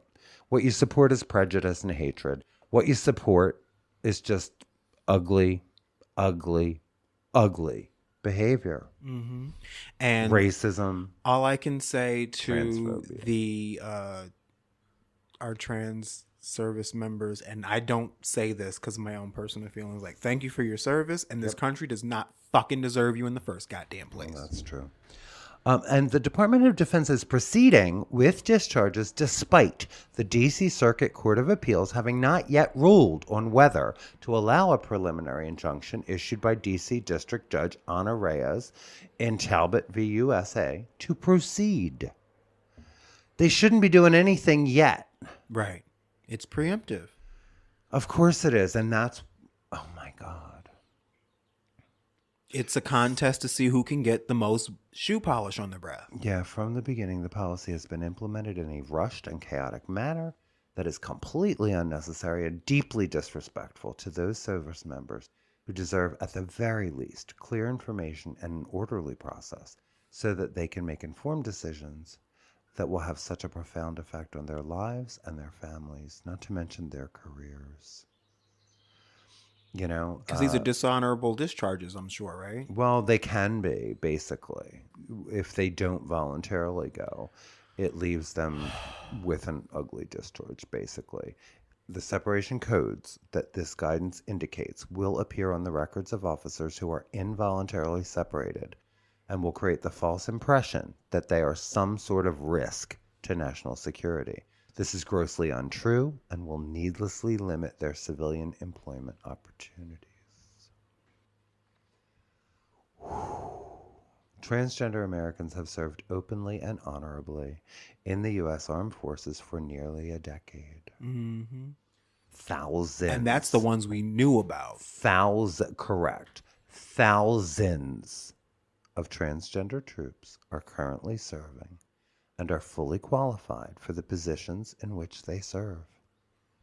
No policy will ever erase transgender Americans' contribution to history, warfighting, or military excellence. That part. They have a unique fighting spirit and will continue to defend the Constitution and American values, maybe, no matter what lies ahead. Yeah, well, probably. And that's right. They don't deserve us. And when the revolution comes, you're going to have these combat-ready individuals fighting against yo asses. I want to see who the fuck is going to fight their... Yeah, Mm-hmm. yeah, these are patriotic Americans being removed from service by a draft dodger Thank you, who never served Bone Spurs. simply because they happen to be trans. Mm-hmm. And I'm sorry, teaching someone to kill and then turning your back on them is never a good motherfucking idea. And of course, no one in his administration, by the way, can tell you why they're doing this. Because there's no Or good even what they're doing. reason. Of course there isn't. This is hatred, pure and simple. You know, and if they can do it to trans people, they can do it to anyone. Just, you know. You're too black, you're too Mexican, you're too much of a woman. You're too left-handed, your eyes are too And brown. you know that there are going to be plenty of cisgendered women who Oh, hell yeah. get caught up in this Mm-hmm. because they don't even fucking know how to identify a trans person properly. Right. And No the fact shade, that they're how using many- their medical records, like how despicable. Right. This is what our country is now. Yeah. And no shade, how many butch women are in the military? Almost all of them. You know? These motherfuckers going to reap what they sow, and they're going to blame it on someone else. Well, they're making this country less safe, less secure. Mm-hmm. And, you know, they are taking service members who have served honorably and well and saying, you don't matter to us. And they could do it to anyone in the military. You know, if black people are next, Right. I mean, obviously some black people are caught up in this because that's how it works. But, Well. you know, or women. Mm-hmm. Yeah. Or Jews. Mm-hmm. It's just as arbitrary, people. Yeah. Pick a thing. We ain't bothered nobody with nothing. Mm-hmm. It's all lies.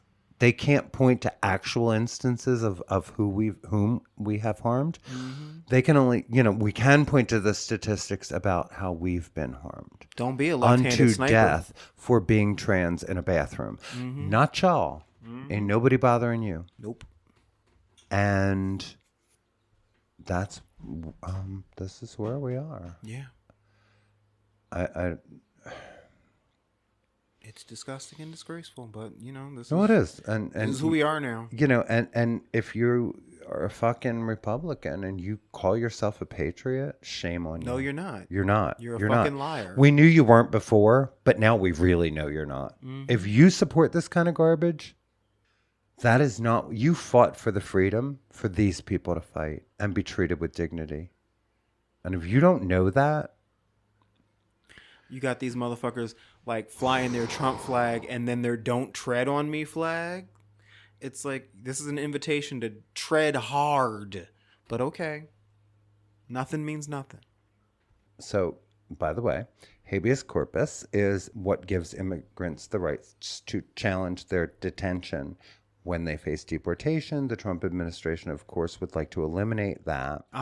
And that should scare the fuck out of all of us. Yeah. I'm not going to belabor it. I'm not. But they can just point to anyone and decide they don't belong here.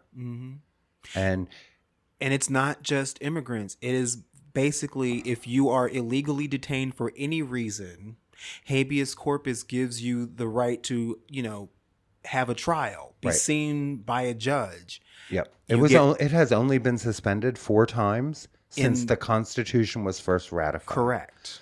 That's how unusual it would be to suspend it. Right. And Congress was the first to authorize that suspension in almost all these cases. Right. When we pay attention to rules and shit.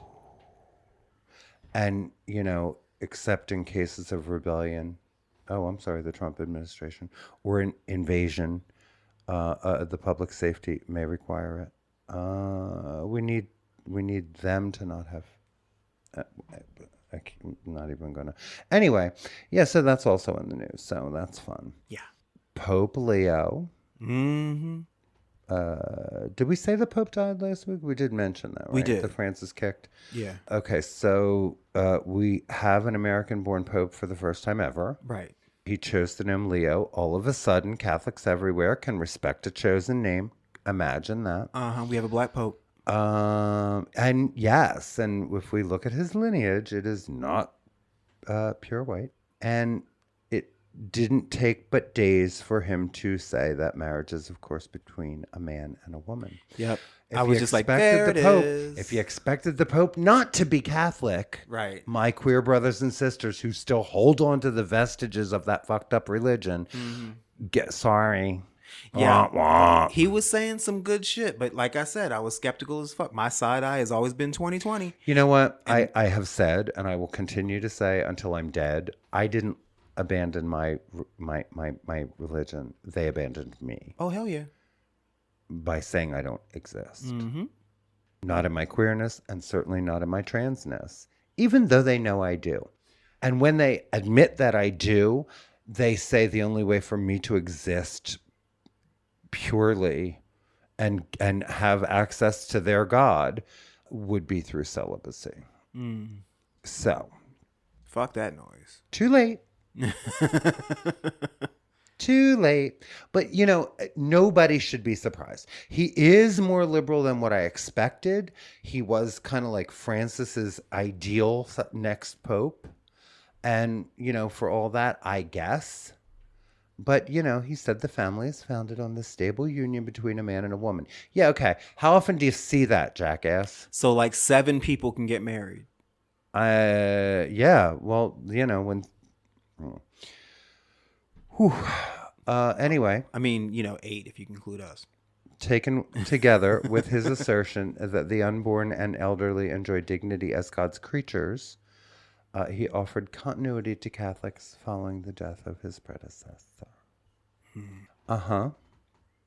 This was his first meeting with the Vatican Diplomatic Corps. He's been saying shit. He's been lobbing shit at Trump, that's the good part. Right. And, here's the thing about my religion.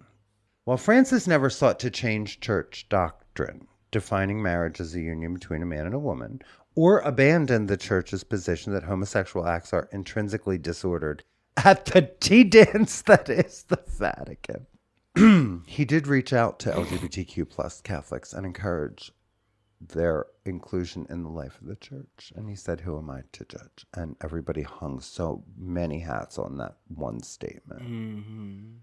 This jackass has bemoaned the homosexual lifestyle in the past.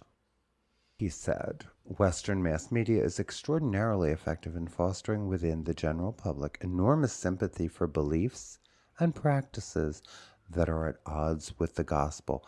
But here's a hint, people. No, they're not. Right. Anyway, he pointed to how alternative families comprised of same-sex partners and their adopted children are so benignly, and they're not always adopted either, and sympathetically portrayed in television programs and cinema today. Fuck off. Right. Yeah, I mean, I figured it out a long time ago that, and it was my therapist, God bless him, who went, "You Catholics are crazy. You do know that some of us actually, there are religious people in the world who actually consider their beliefs, who actually do try to, I don't know, consider social justice for everyone, not just Right. those that they, deem worthy. Right. And y'all think religion is a cafeteria because that's what we were taught. Right. We were taught that, of course, you use birth control. You just wink and nod and keep going. Right. The church's position on it doesn't fucking matter. They are not the ones who are going to raise 12 kids. You are. Right.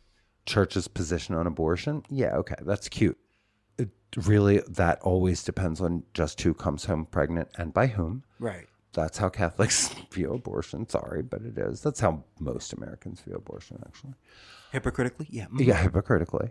All of it, just all of it. And it's like, okay, the reticence to include women, et cetera, et cetera, et cetera. I don't have time. I don't have time. And there was no real way to hold on to all that. And, I'm a filthy heathen now, so I don't think one of them would even give me communion. You're not a filthy heathen. You just showered. I'm good with it. I'm so good with, because, yeah. Mm-hmm. Yeah. Clean your own house, gentlemen. That part. And by the way, New Dude was also noted for covering for his pedophilic brethren. Yep. Yep. Yep. That's one of his things. It is. He was good at it. He was good at it, and that's what they do. Mm-hmm. Yeah. So, It didn't take but a week and some change for that other heel to drop. I think the other heel. I heard you. I do my best to respect everyone's beliefs. I really try. Except when, Your beliefs are to fuck with me. they come right up against my existence. Right. Yeah. And, you claim a religion and access to God and then turn around. And do the most ungodlike shit ever. Exactly. None of that is Christ-like. None of it. Christ didn't say shit about queer and trans people. Mm-hmm. And Xander Moritz, who we're a big fan of, we talked about him when he gave his curly-haired graduation speech in response to Don't Say Gay. He's been doing a series of debates with conservatives.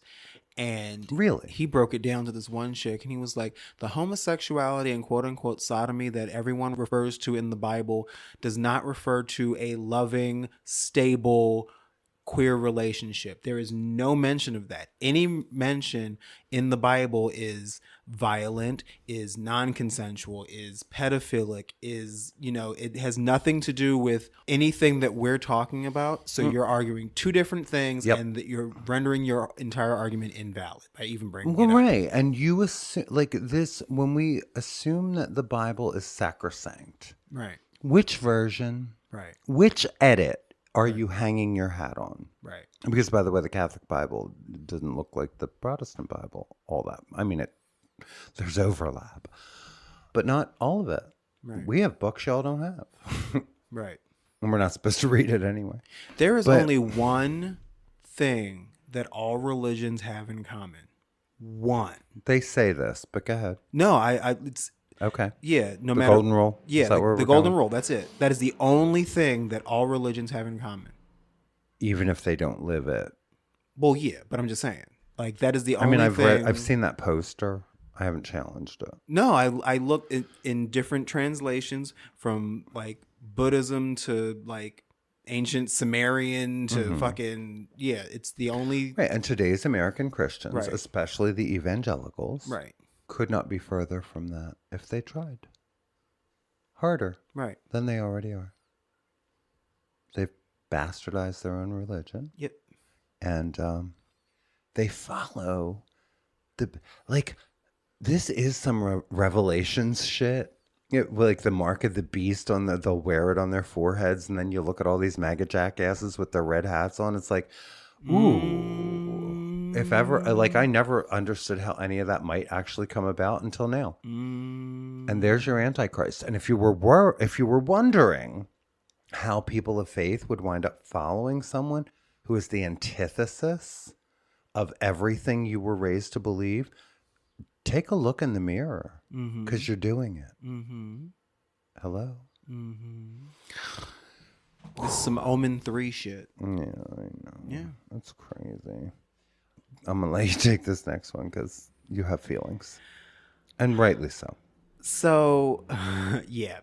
So recently, like in the past week or so, artist Thomas J. Price erected a statue in Times Square of representing a black woman. I see it. And there are so many feelings. I know. And it's basically what this has done, and this most likely is the point, is it has revealed people's true feelings about black women. Oh, yeah. Like, I've seen black women go, this doesn't represent me. I've seen, like, the most racist shit from white people. Like, there's all kinds of, like, photoshops of, like, her with 17 kids or a bucket of chicken and some watermelon. Oh, dear God. Oh, yeah. Oh, yeah. If you go to Times Square, you'll see, like, I was reading in this article how, like, there's a black woman who's getting her picture taken, like, standing in front of the statue, like, mimicking the statue stance, just standing up, like, hands on hips. And then on the other side, a white man, like, shaking his ass and grabbing his ass and getting a picture taken like that. And it's like,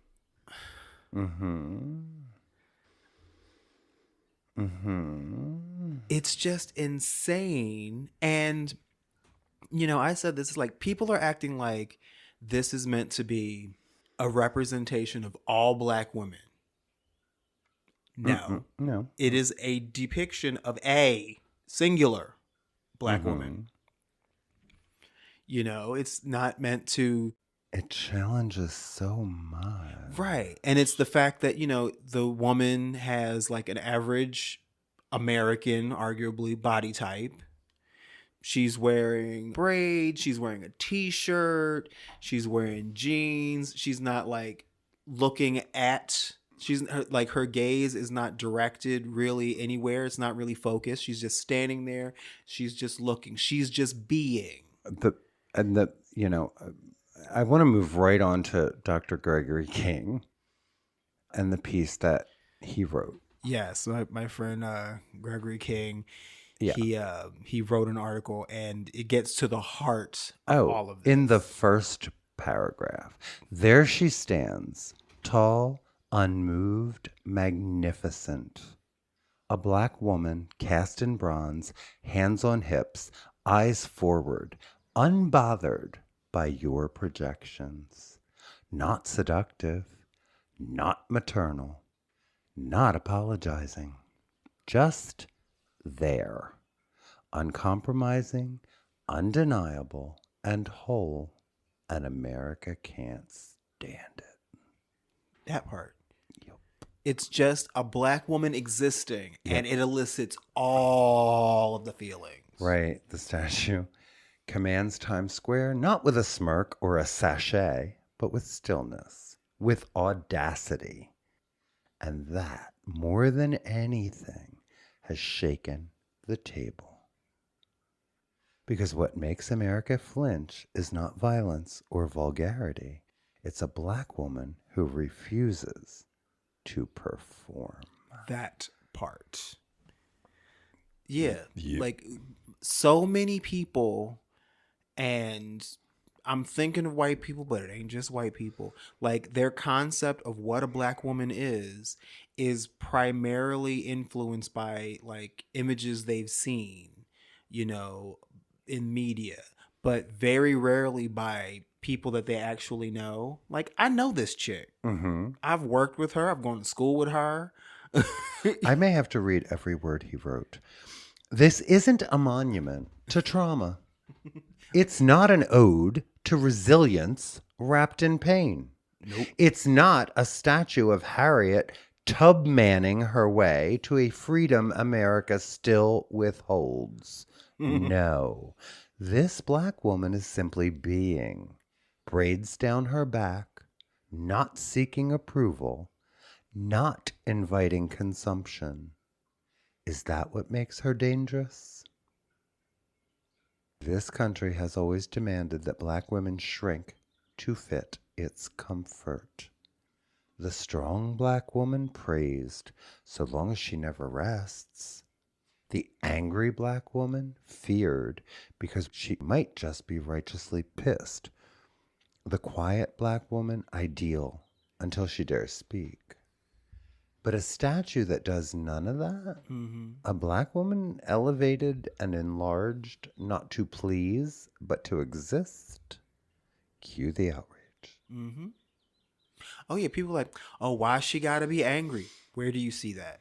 Mm-hmm. Oh, why she gotta be like all up in your face? Where do you see that? Mm-hmm. So many people's like internal shit, and this is black people too, are being projected onto this statue. And I straight up said, perhaps these feelings are best shared with a therapist. No shade, because there is some shit in you that is coming out. It's really interesting. Oh, yeah. And I can't help but think that that is the point of this piece. America hates this statue because it reflects a truth it cannot control. Black women are not here to please you. Mm-hmm. They are not going to soften their edges so you can feel safe. They are not shrinking for your approval. They are not here to decorate your delusions. They are here to take up space. Period. And yes, even public spaces adorned in bronze. Mm-hmm. This is the monument y'all never wanted. A statue that won't bend, won't beg, and sure as hell won't surrender. So cry about it, mock it, meme it, but she's still standing. Yep. Oof. Yeah, we're gonna post Dr. Gregory King's article in the notes. Let's this please. episode. I'm gonna let him know we're doing it. Yes, let's do that. Because it's brilliant. He got right to the point of everything I was thinking. Yeah, concisely. It's insane, people's feelings. It's Yeah. like it's just a black woman existing, and it fucked them all up. Yeah. And it's like, because you don't want to fuck her, it's not worth existing. Mm-hmm. Because she's not like, More to the point, the idea that she don't care that you don't want to fuck her. that part. Because she's not a size 2, there's a problem. Mm-hmm.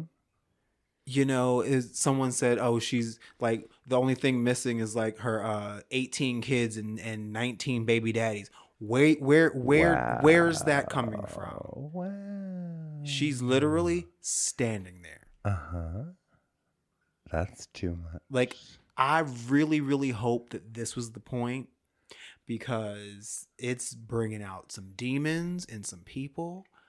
And as much as I hate it, I love it. Like, get it all out. Purge that shit. Yeah. Yeah.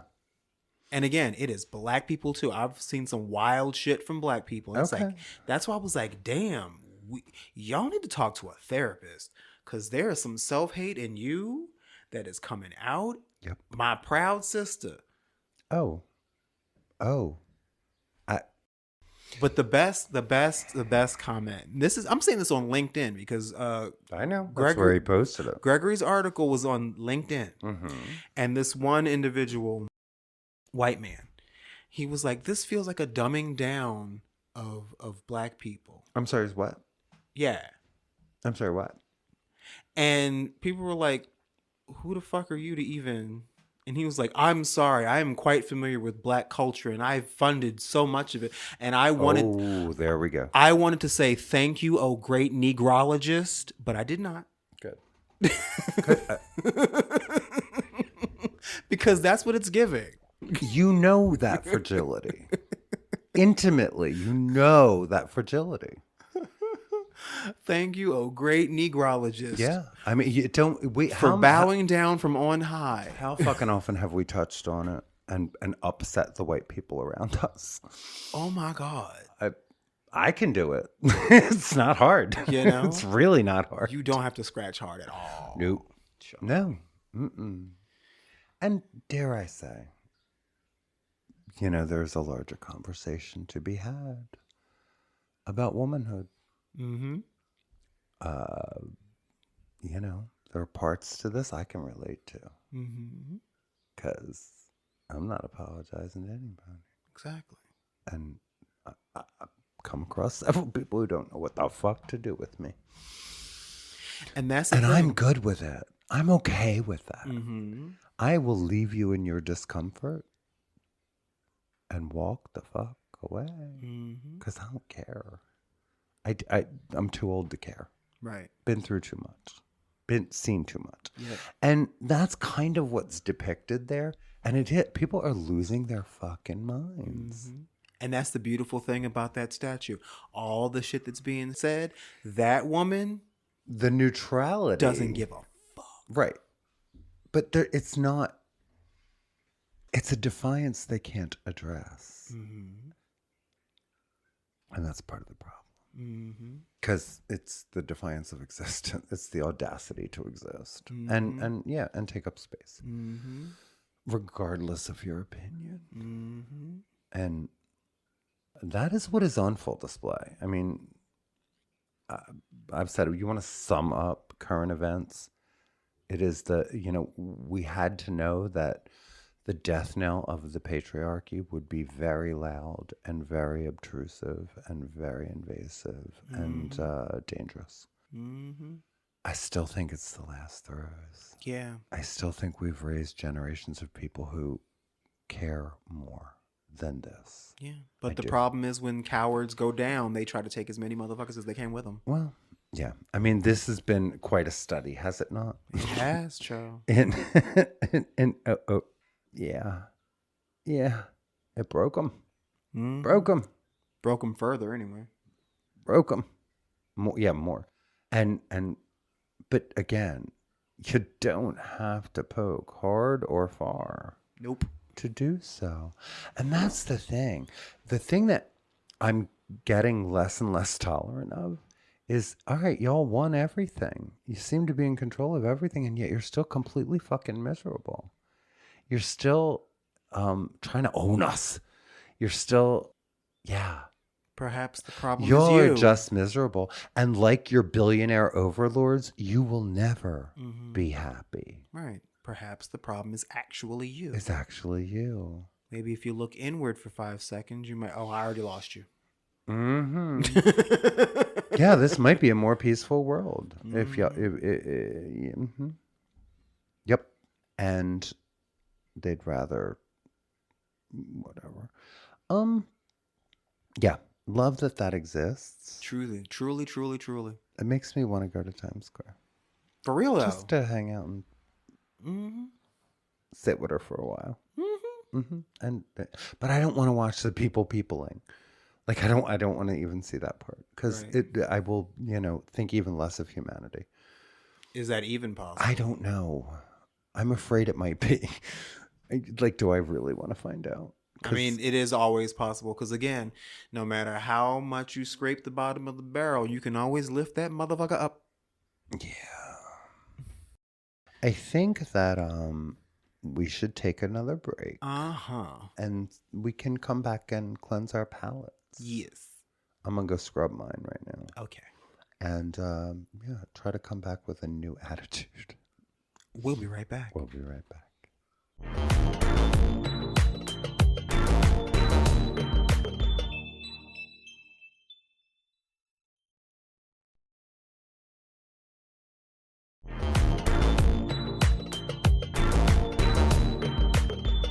And we're back. We're back. So, where you want to start? Oh, well, let's see. We've been in we Hacks. yeah, the last time we talked about Hacks, it hadn't started yet, or we hadn't watched it yet. Well, we've been watching it, and I Yes, think we're we caught have. up. And There's only one more episode left. I know. And there was the one we didn't like, but I think we're supposed to not like it. Yeah, I think it was designed Yeah. to not like it. Yeah. But I can't wait for the last one. I love that show. I love that Gene Smart is having this moment. I really like the show. It's so well done, and It the is. season goes by too fucking fast. I'm sorry. It does go by quickly. They got to stop doing 2 episodes at a time, because it makes the shit go by too quick. Were they though? Some weeks were. Maybe, but Like the first week was, and then it was like an And then it episode was a one, week, right. and then this past week it was 2. well, I just figured we hadn't looked. But okay, maybe you're right. I don't know. Yeah, Anyway, and we also we finished The Righteous Gemstones. we did. So that was the series finale, correct? Yes, it's over because it couldn't get any dumber. I know, but the absurdity was at least a little part of it. Yeah, I mean it's a funny show. I laughed out loud many times. Yeah. Same with Hacks, and that's the Yeah. thing.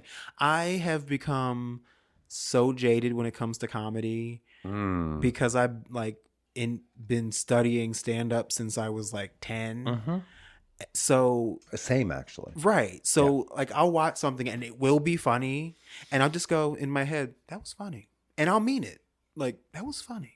But for me to actually like open my mouth and wahaha, that shit is funny. Exactly.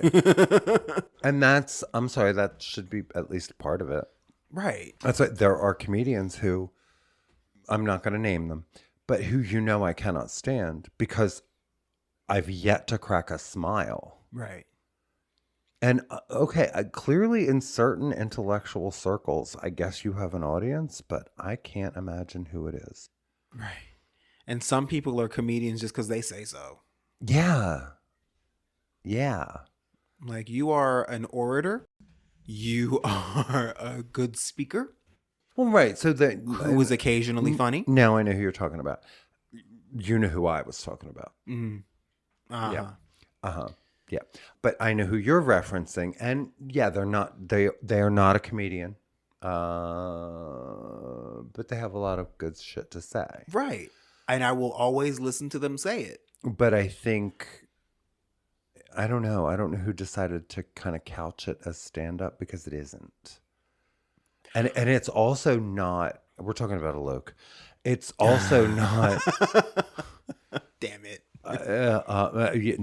Before I was talking to Tignataro, but we're talking about Alok and brilliant stuff to say. It's not comedy.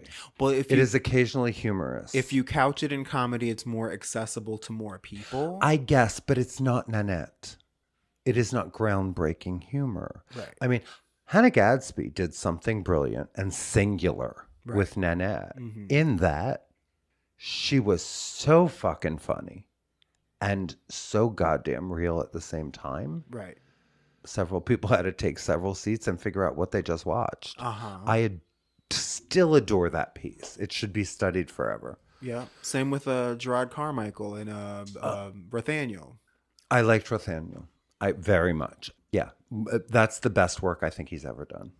He's got a new special coming out soon. And we'll watch it, but he was getting on my nerves with his show. The reality show. Uh-huh. But Rathaniel was good work. Yeah. Really good work and really real and different.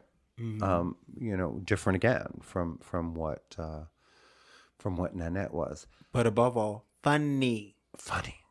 It was funny. Like, you can be thought-provoking, Yeah. but you've got to be funny to call yourself a comedian. And that because that was what was so, like, Hannah told you what the craft is and what she was doing. And that's part of what was so brilliant about the whole thing. Right. Because she actually gave you a lesson on comedy. Right. While you couldn't help but laugh. And because, and she's like, I'm a funny fucker. And she is. Right. They are. I'm going to say, I think they are. I believe. So Hold on. Let's get that right. let's check that. Okay. because God knows, I don't want to mess that up. Right. Gender queer and use they them pronouns. Thank you. They are incredibly funny Yes. and always will be. Yes.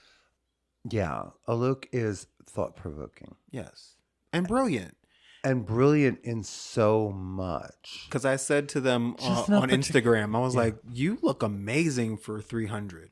'Cause Right, the shit that comes right. out of their mouth is so wise. There's a lot of wisdom there, and it's good stuff. I occasionally I chuckle, I can't, but I love the message. Right. It's just I don't see it as stand up at all. That's the thing. I just don't, and that's not. I don't know. I would pay money to see Hear yes Yeah. to hear them speak. Yeah. But I'm not saying I'm going to a comedy show. No. Mm-mm. And I guess that was the problem because that one that was sort of fashioned as if As a it's special, yeah. that was not funny. Right. It was thought provoking. I'm glad I saw it. Yeah. I probably will watch it again at some Right. point. Right. But I mean, Nanette was so disarming because it was unexpected. right. There was nothing else like it. Has never been again. Right. B, it was so raw and so honest. And you can't deny it was funny. Right. That, is a height we seldom reach with comedy. To be that articulate, to not punch down Right. in any way, Right. Dave Chappelle, Right. and to educate and to walk away with one's dignity and to explain Right. kind of how it has interfered with the craft. And I'm not going to do that anymore. Right. Brilliant. The whole thing. No. I was having this conversation yesterday. I was talking to my friend while I was doing yard work. And I was saying how, you can make anything funny. You can joke about anything, but it has to be funny. Right. And not mean. Right. Because we were talking about- unless you're punching up, then be mean. Well, because we were talking about Dave Chappelle was in the conversation. Andrew Dice Clay was in the conversation. And we were saying how, people were saying, with Andrew Dice Clay, back in the day, you could make jokes and no one got offended. And I was like, no, That that's is not bullshit. true. That is bullshit. I was offended then, but I didn't have social media to run and say anything about it. It wasn't funny. It was just mean. And if you look out in the crowd, there's a bunch of straight white dudes laughing their asses off. It was their humor. It was Right. clearly directed at them. Right. It was a time when that was a hell of a lot more okay. Right. Which is why all the backlash now, by the way, because they missed those times. Right. Was he as mean and intentionally mean as Dave Chappelle has been with the trans community?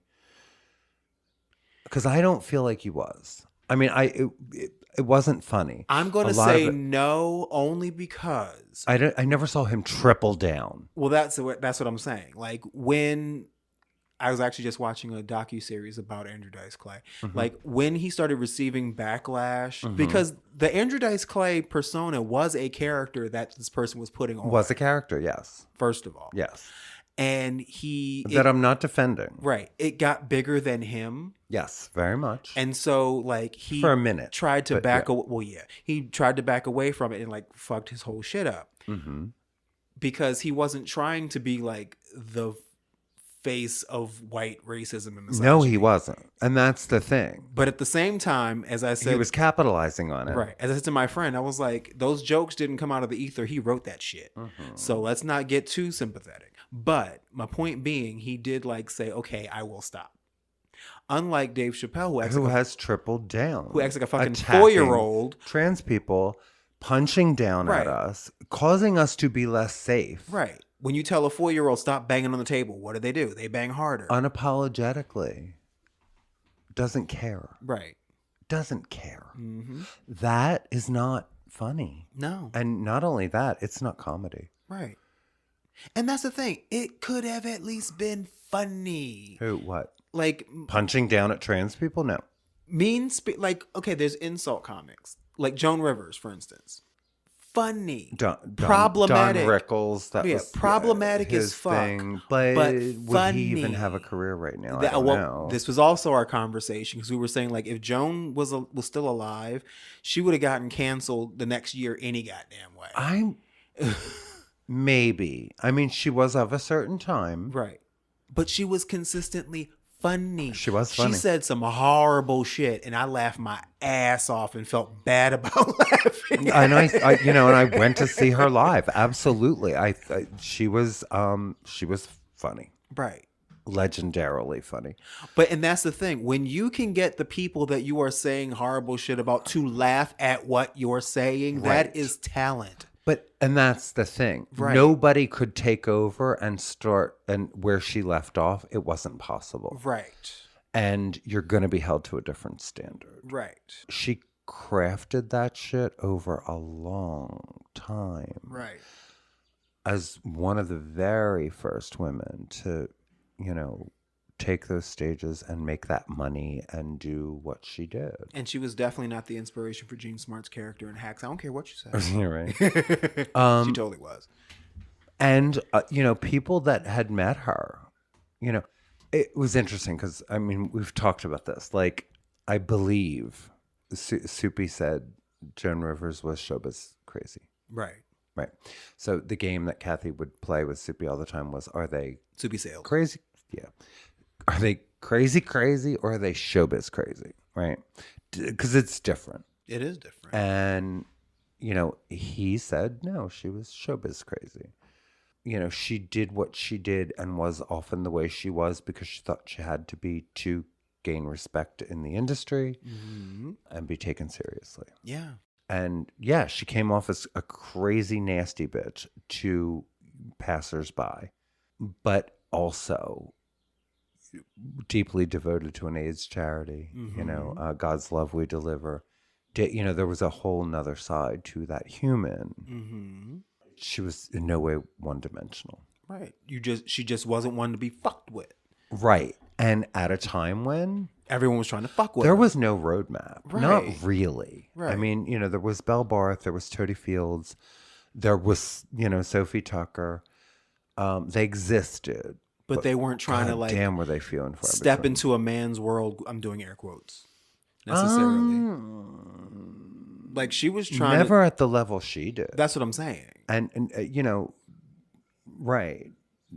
And differently. Right. I mean, she was doing stand up and like they were funny and singing and entertaining and bawdy and there was a whole shtick involved.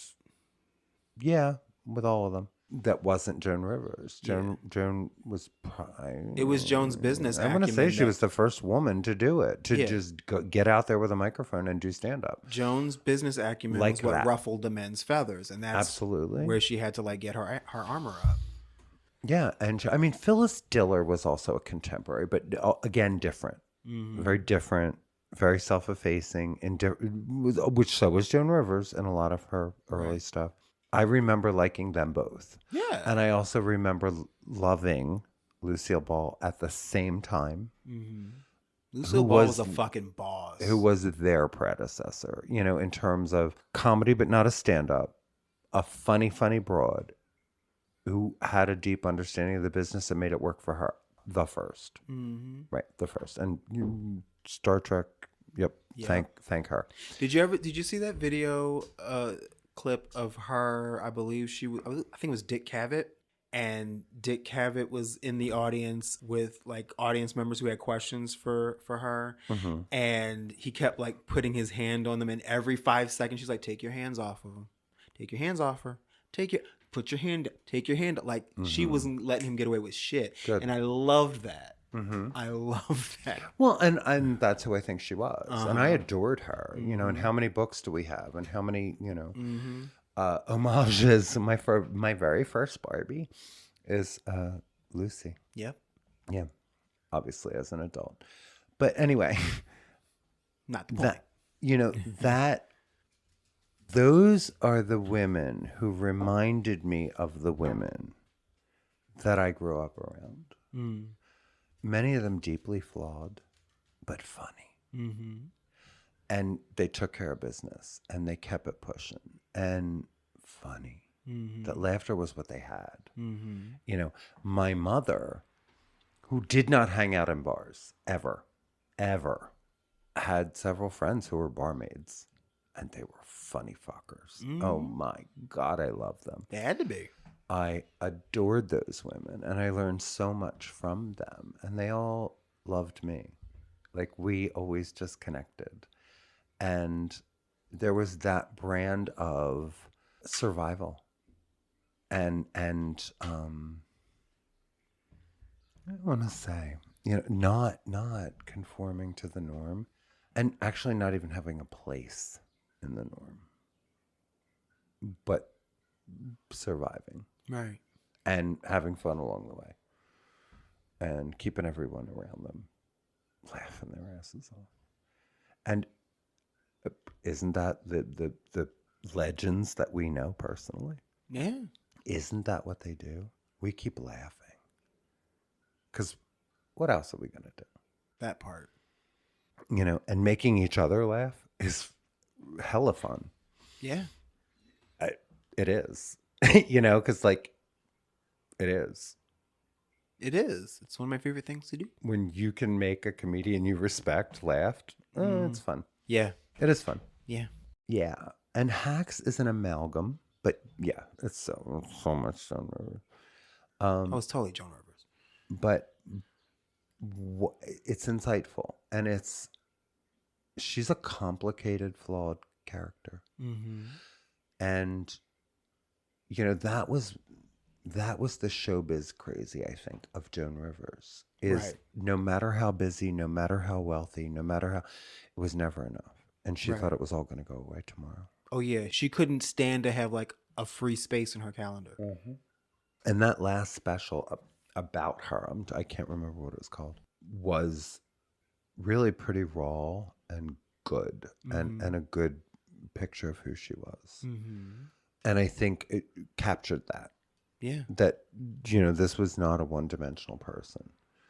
And this was not someone who was just mean. This is somebody who, you know, blazed a trail for Right. a lot of people. Oh, yeah. Opened a lot of doors that were never opened before.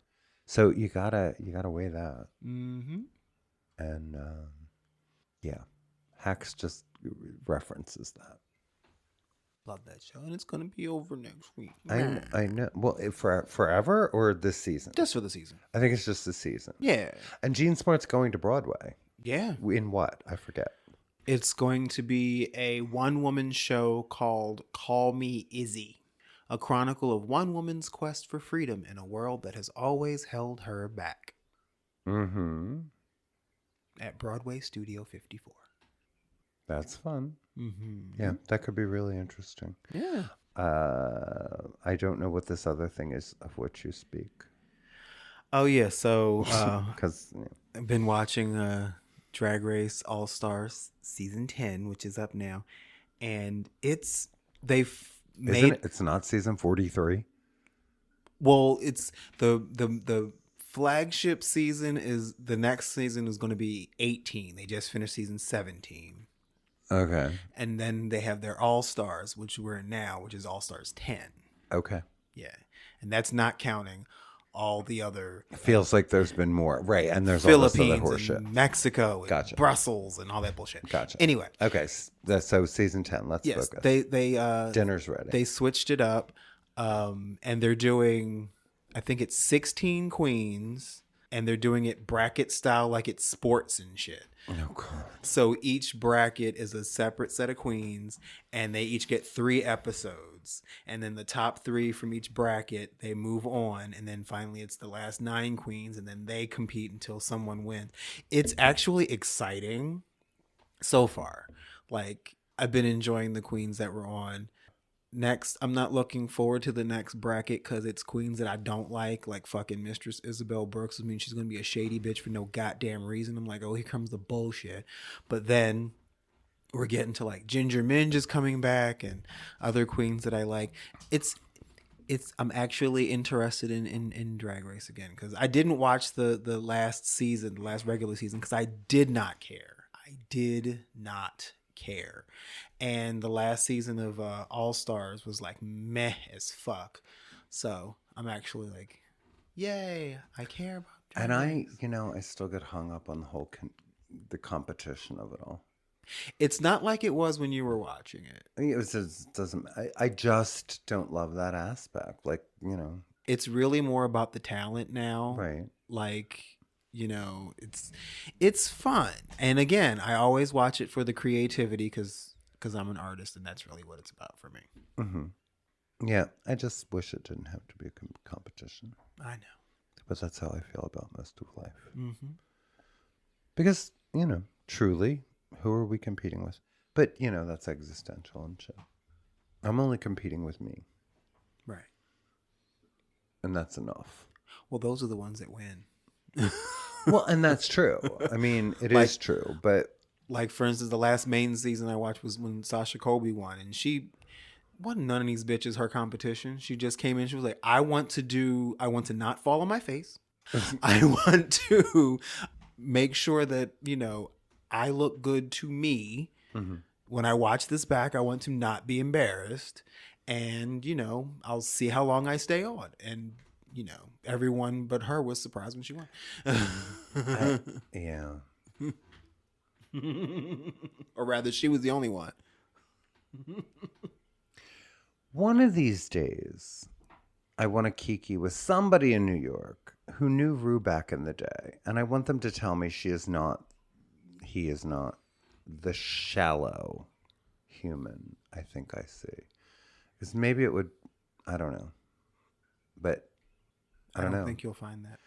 Yeah, so much just rings hollow. Yeah. Even, yeah. And I'm like, and so many of the stories to me are heartbreaking. That the girls tell about the contracts and the bullshit. And not being able to remember Jinx Monsoon's name. Oh, you're kidding. Oh, yeah. At DragCon, this was either... How do you not?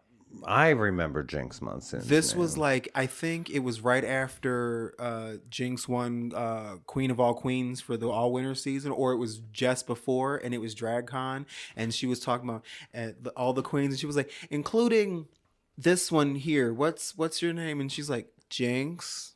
I just won the show. Yeah, it was All Winners. Like, I just won the show. She's like, yes, yeah. Now, to be fair, there's like 8311 of them now, but still, it's fucking Jinx.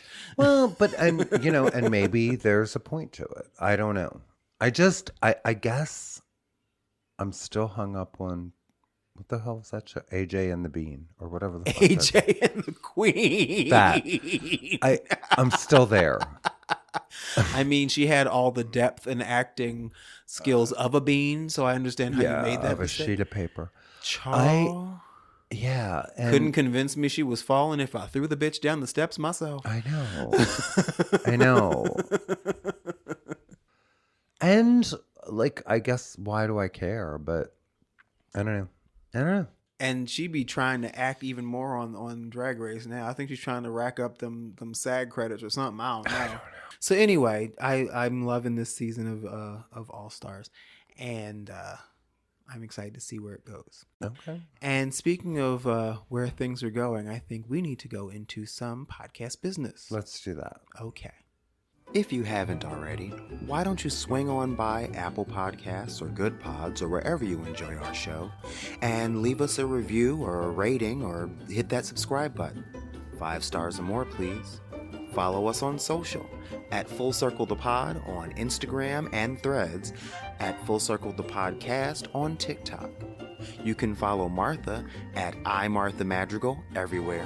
Her writing can be found at IamMarthaMadrigal.wordpress.com.